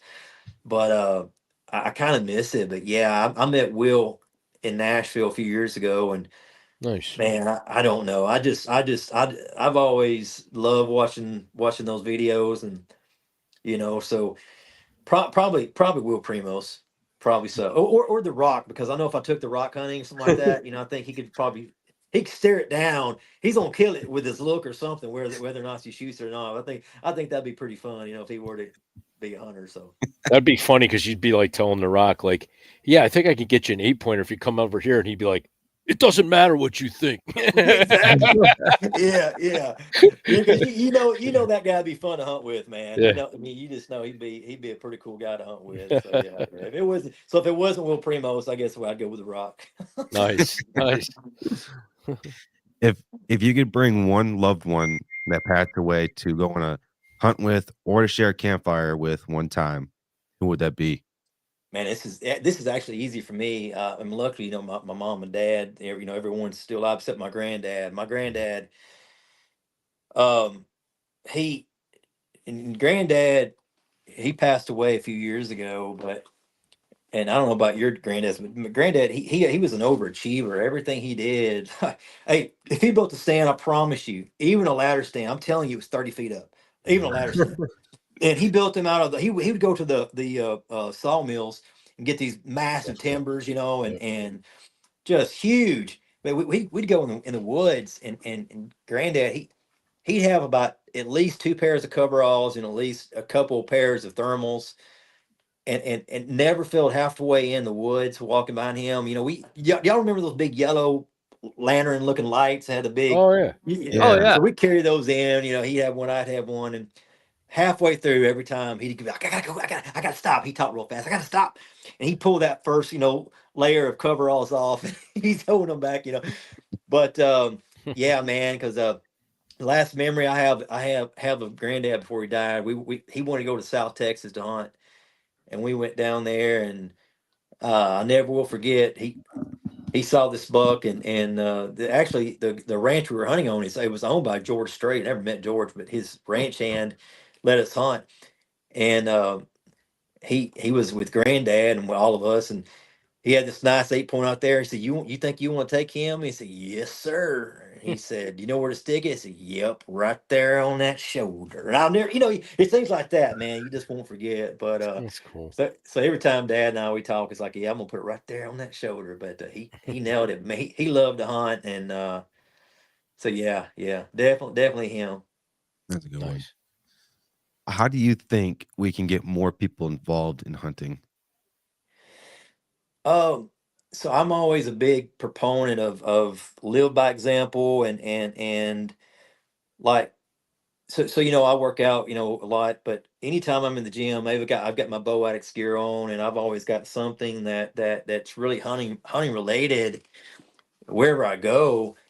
And because what I realized, I've met so many guys that I've even at the gym, I've got a guy I'm supposed to call. He sells for AT&T. Met him at a Target, where they sell the little kiosk. Mhm. So he wants to get into bow hunting this year. We have a lot of things, right at our fingertips. You got social media, we all know that. And but even in your local neck of the woods, I mean, man, you just got so many ways where, if you're a proponent of the sport and you can live it, where there's, let's just say there again, let's just say I've got a t-shirt on, and someone's like, man, I like that shirt, this and that, and all of a sudden you kind of talk about things, and next thing you know, you're talking to a guy that's, his dad never took, so where I live, Spring Hill, you guys have probably never heard of it, but it's one of the fastest growing cities in the U.S. now. And it was small, now it's huge. But a lot of these guys, they grew up with dads who they didn't hunt. And so I've had, man, multiple conversations just with guys, just because they saw a shirt I was wearing that kind of opened up a door for something. And so I guess when I say lit by example, if you are into it, start local. But if it's social media driven, and I do think that's a huge platform that we all can utilize if it's done properly. A lot of times it's not, but if it's done properly, a lot of people are visual. A lot of people have a bad taste in their mouth when it comes to hunters, and they think we're all out just to kill, and so I do think we have to be careful about what you post, how you post, some of the verbiage being used, because it's like sometimes I won't even say kill, I'll say harvest or something like that, just because I've got people I work with that in my group that I'm a part of, that they're not hunters. And so I try to be real respectful of them and try to say things in certain ways to where maybe it'll be provocative in a way we know what they're thinking about it. But like, you know what, I see, he's not like I thought he was. He's not one of these guys that's just out to kill, and he's not going to eat it or whatever. And so I guess I'm in it going in a tangent here, but I guess it's all trying to live it, but try to be good stewards of the sport. That's You know. perfect. Yeah. Last question here. What do you think we can kind of piggybacks off of that? What do you think we as fellow hunters could or should do to improve the hunting community as a whole? And you kind of mentioned a little bit right there. Yeah. And I mean, I do think, because I know how, so much of our business comes from social media, but man, I think that we don't do ourselves any favor, or no one does, if you go on there trying to badmouth somebody when it comes to social media, or again, if we have to kind of be mindful about what we post, if we take an animal. I used to not think about it much when I was younger, but now, I try to make sure I don't have the tongue hanging out. I try to best I can, and to make sure that I am respectful of that animal. And I think if there's a way for someone to show that through a post, that you are, you're thankful for that harvest, and you're respectful of it. I think that goes a long way. I do think there's so much bashing right now. I mean, there are different ones that I don't agree with. I mean, that they're I'm trying not to say this, but like, well, I mean, it's like, uh, how do you say it? Like, I see guys. Oh man, I'm trying. Like, I'll just say this: there's people. Let's say they got their shirt off all the time. Guy, girl, or girl, she's skimpy dressed, or guy's got his shirt off all the time. I mean, I try to keep myself in pretty good shape. I'm not gonna lie, but you're not gonna see me out there all the time with my shirt. Because certain you just gotta be careful, because some things just give it a bad rap. And I don't know. But I think as a whole, we can be respectful for others. Even if you disagree with stuff, you don't. There's lots of people I disagree with, but I don't say it. I don't want to start. I'm the thing I've got to do is be positive. There's so much negativity, and I see it all the time. I've had guys make fun of me. You guys, y'all probably have had the same thing, and some of the stuff that's said, it's just uncalled for. Whether it be a small deer that someone took. I was talking with a guy on public the other day, and man, he took a little small 7-point. He was ecstatic, and I couldn't be any more happy for him. And but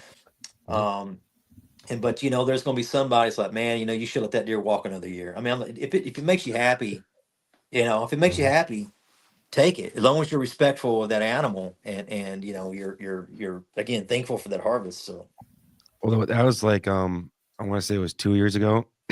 Excuse me, right there.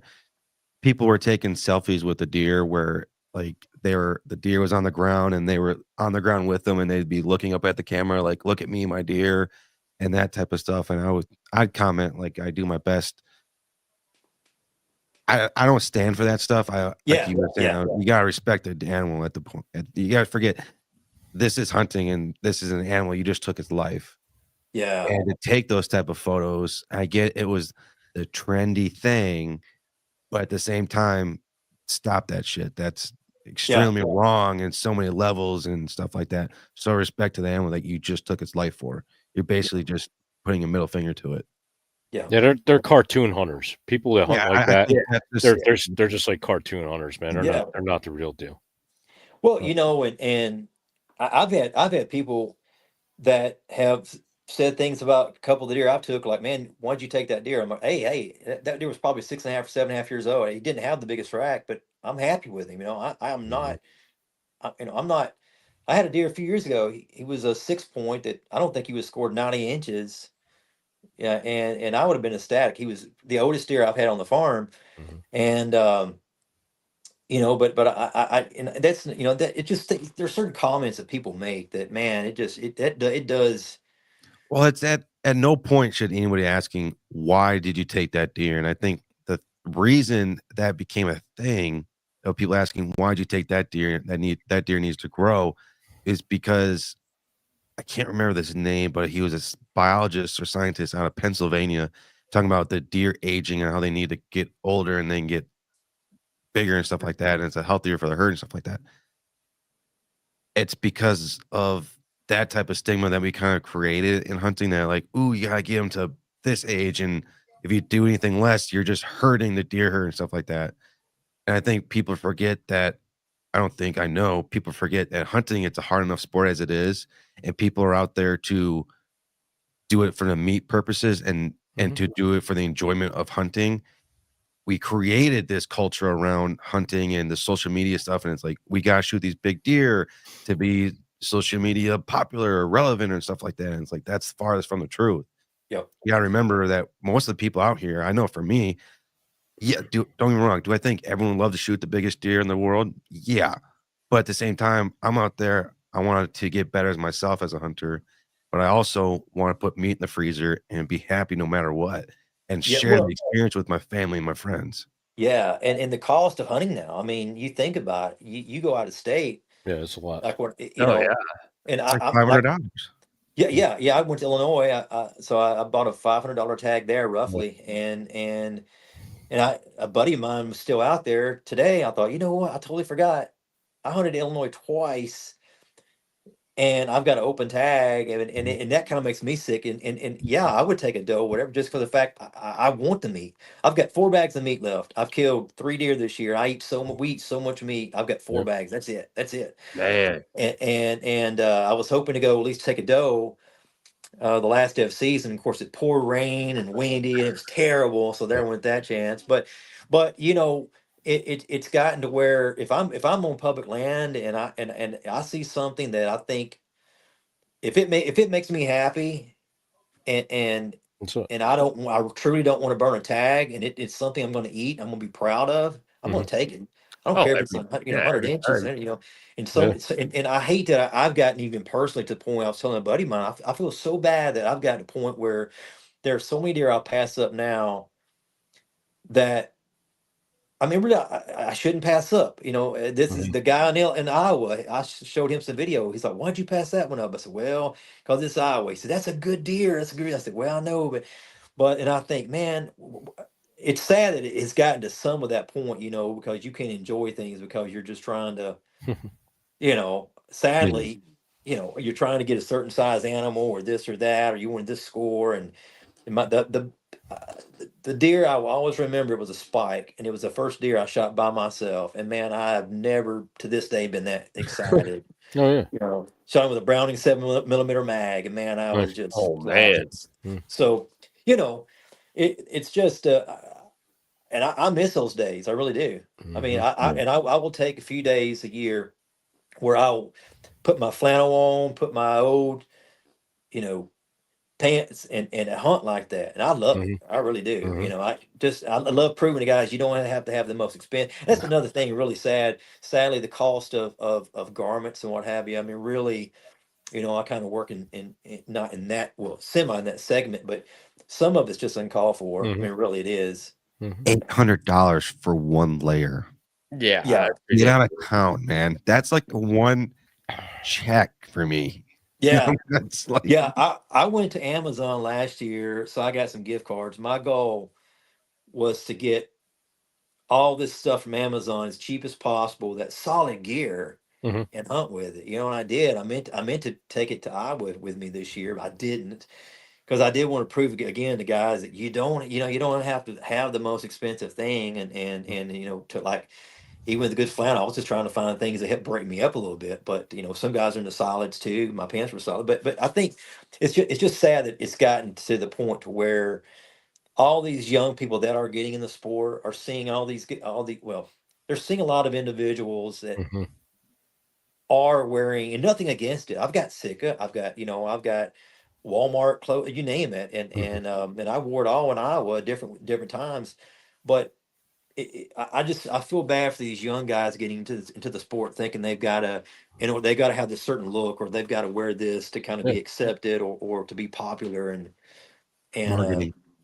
yeah, and the longer I've been in the sport, I won't lie, there's so many times where if I didn't have bow addicts or Euro addicts, I'd probably just hang my hat up and just be out of it, because you put so much pressure on yourself, and it's not worth it. Yeah. To touch back on I wanted to say something before. We talk about people bashing people over the deer size or what they're shooting, or they say, hold out for a 3.5 or something that's better, older buck. And those guys do it. Some of those guys do it. But what they fail to do is shoot 2 doe for every buck that they shoot. 100%. Get hurt. They'll bitch and complain about, oh, you didn't shoot a freaking 130. They'll shoot a 130, but then they don't do their due diligence to kill 2 doe out of that herd to balance the herd. So it's only going to hurt them down the road in the long run. Yeah. Don't yell at me. I've done my best to shoot them, okay? I know you're calling me out. I can't shoot a doe. You got to get up. Yeah, no kidding. I've been hunting for 18 years now. I've yet to put my tag on a doe. You got to get up. You got to get out of bed. Yeah, be up early and in the tree before the sun I comes just up. cry. I just cry. Brett is like our little brother, because most of the guys, our other buddy Dave, that's not on the show tonight, he couldn't make it. Dave and I are the 2 older guys, but we razz Brett like he's our little brother. But he does good. Well, what's crazy too, 2 things. One, I can't tell you how many times I went to doe hunt, try to take a doe, and all I'll see is small bucks, spikes. And I'm like, man, you kidding me? Or vice versa.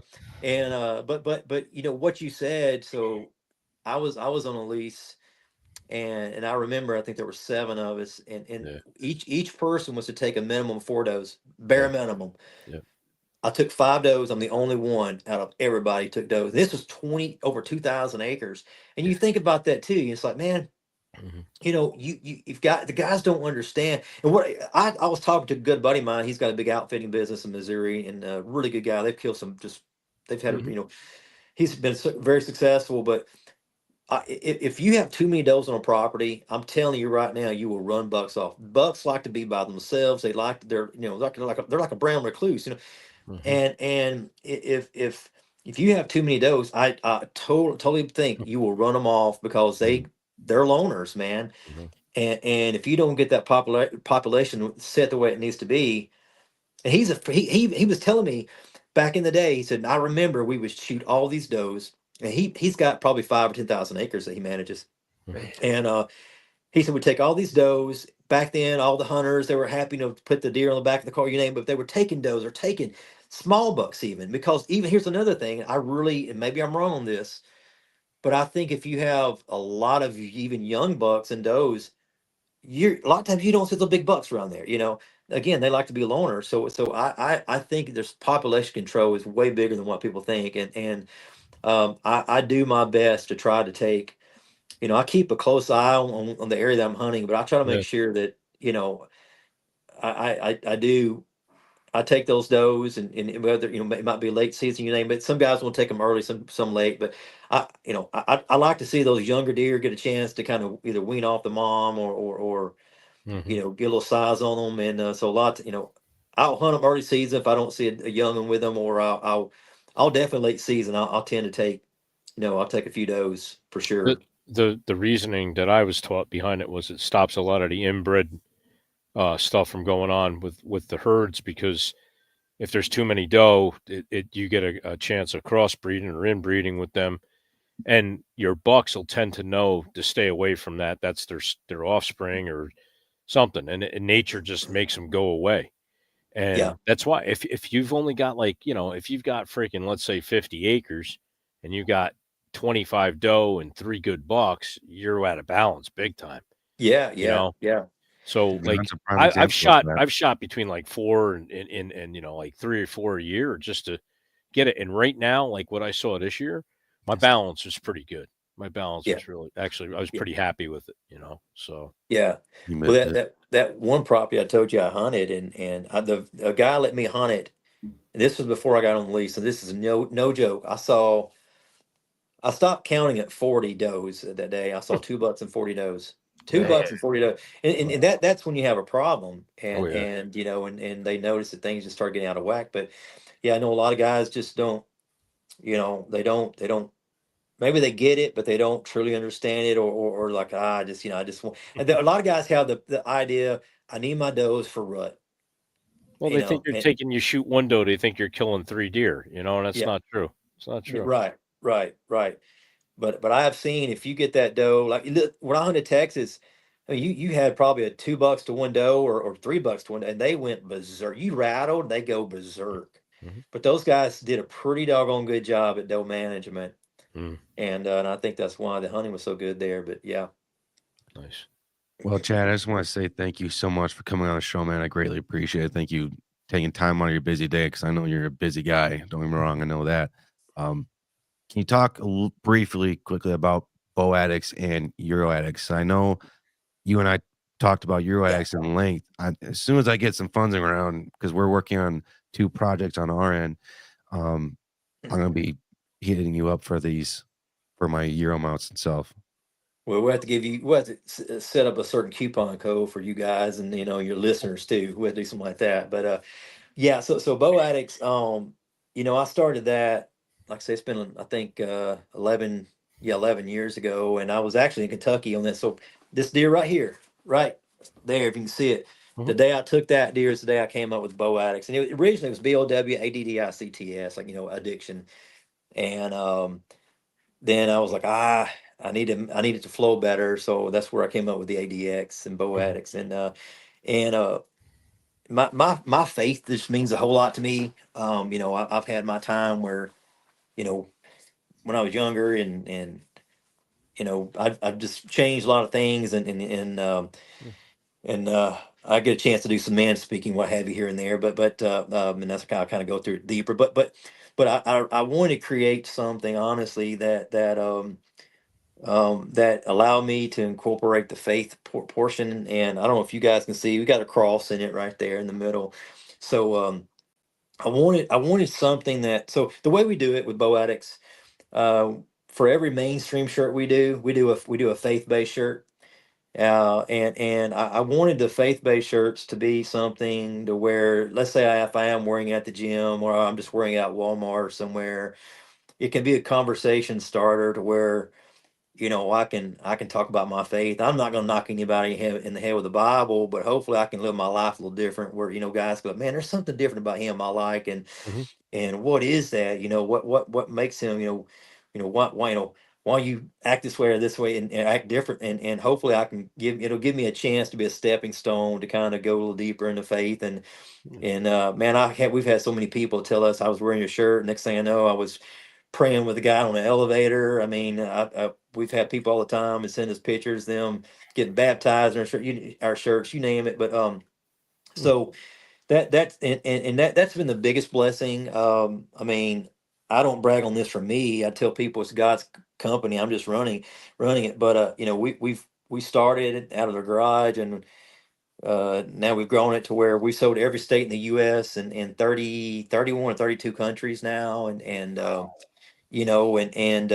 just been super blessed with it. And but it's more about, we try to help a lot of, we support different charities out of it too. And my goal is just to give back.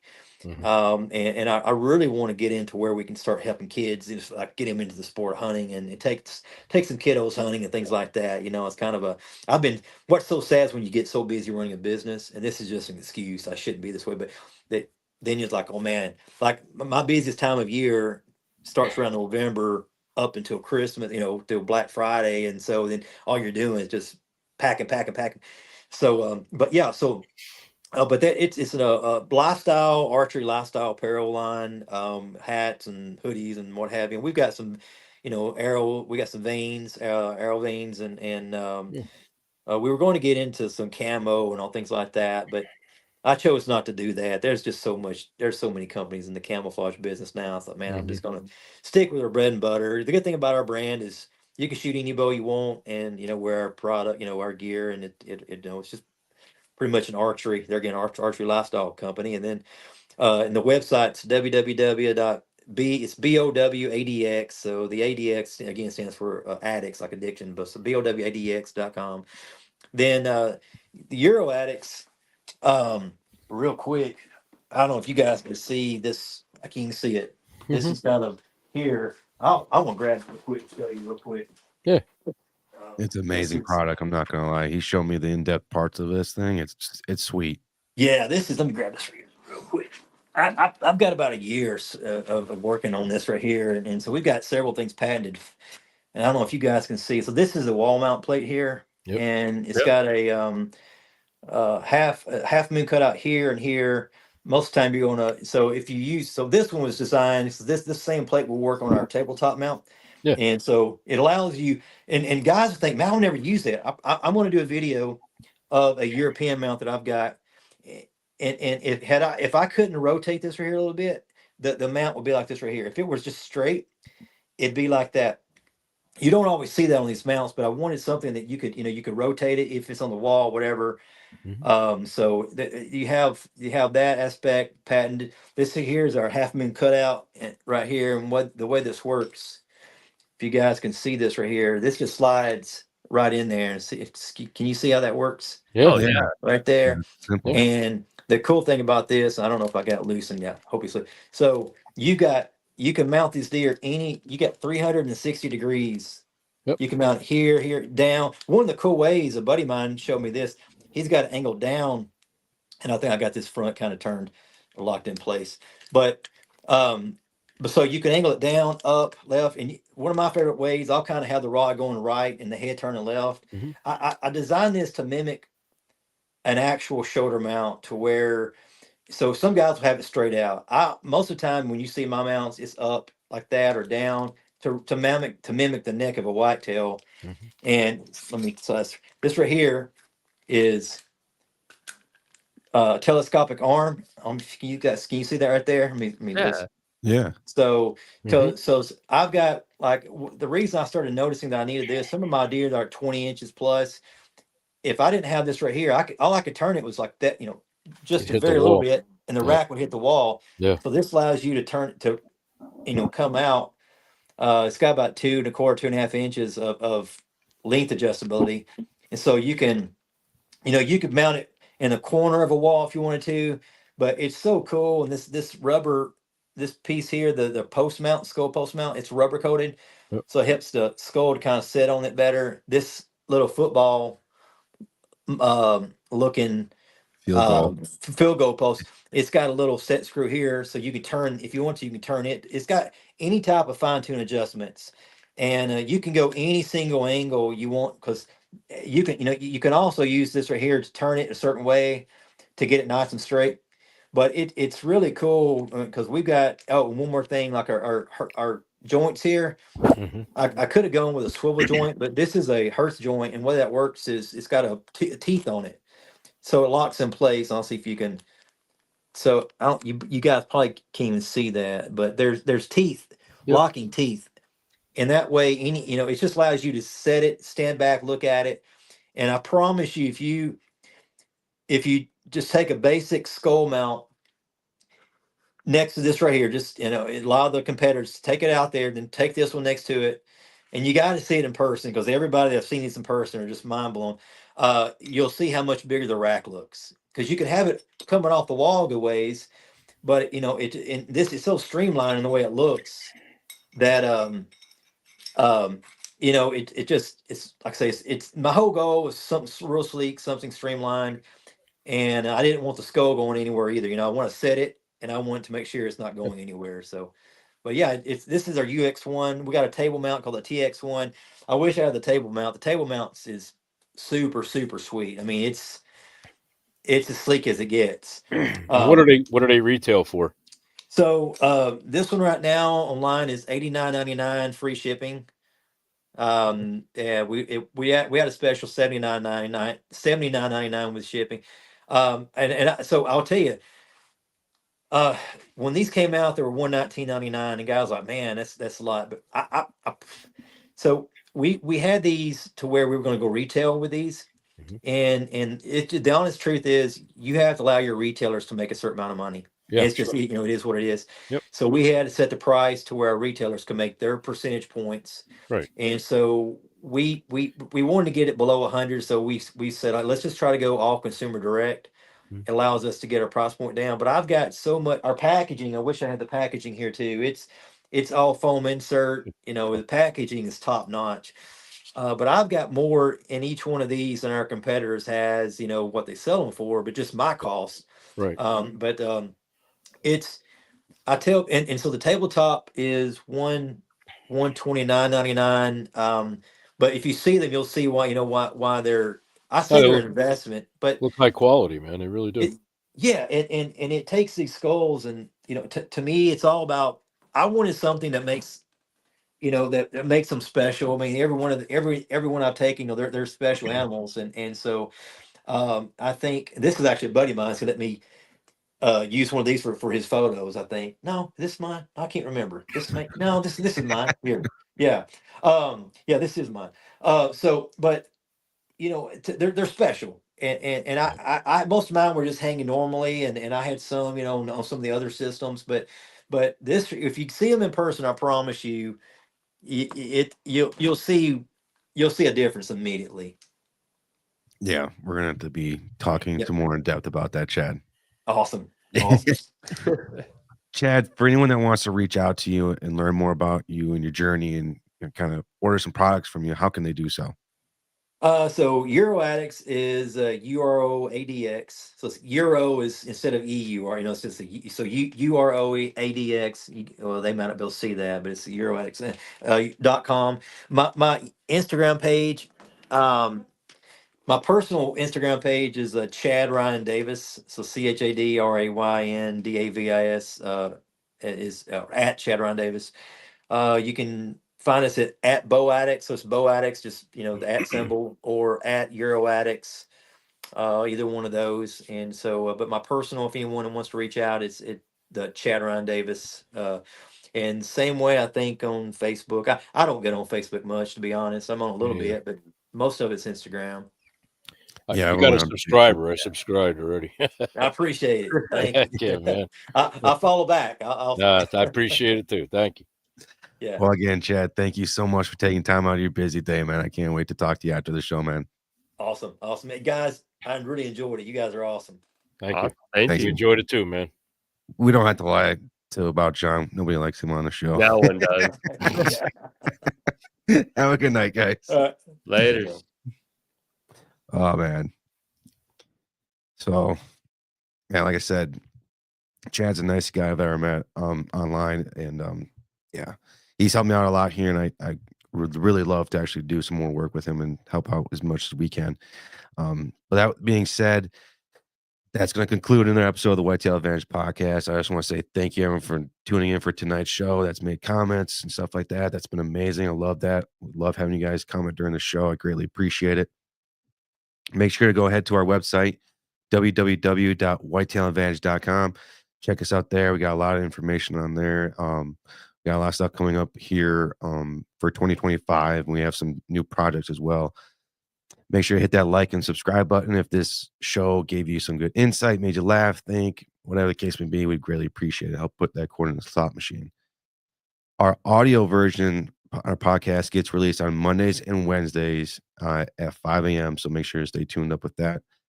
Make sure to check out Rec Broadheads. Use the code WA15. You can get percentage off their discount of their products. Make sure also to check out Magnus and Flavors of the Forest. Flavors of the Forest has some good stuff to put on your venison. It's delicious. Go check us out on Carbon TV and give us a positive review right there. It'd be greatly appreciated. And make sure to check us out on Waypoint TV as well. With that being said, that long outro, because I hate doing intros and outros. Anyways, it's over. Put your quarter in the slot machine. We'll see everyone on the upcoming Sunday. Have a good night, guys. See you later.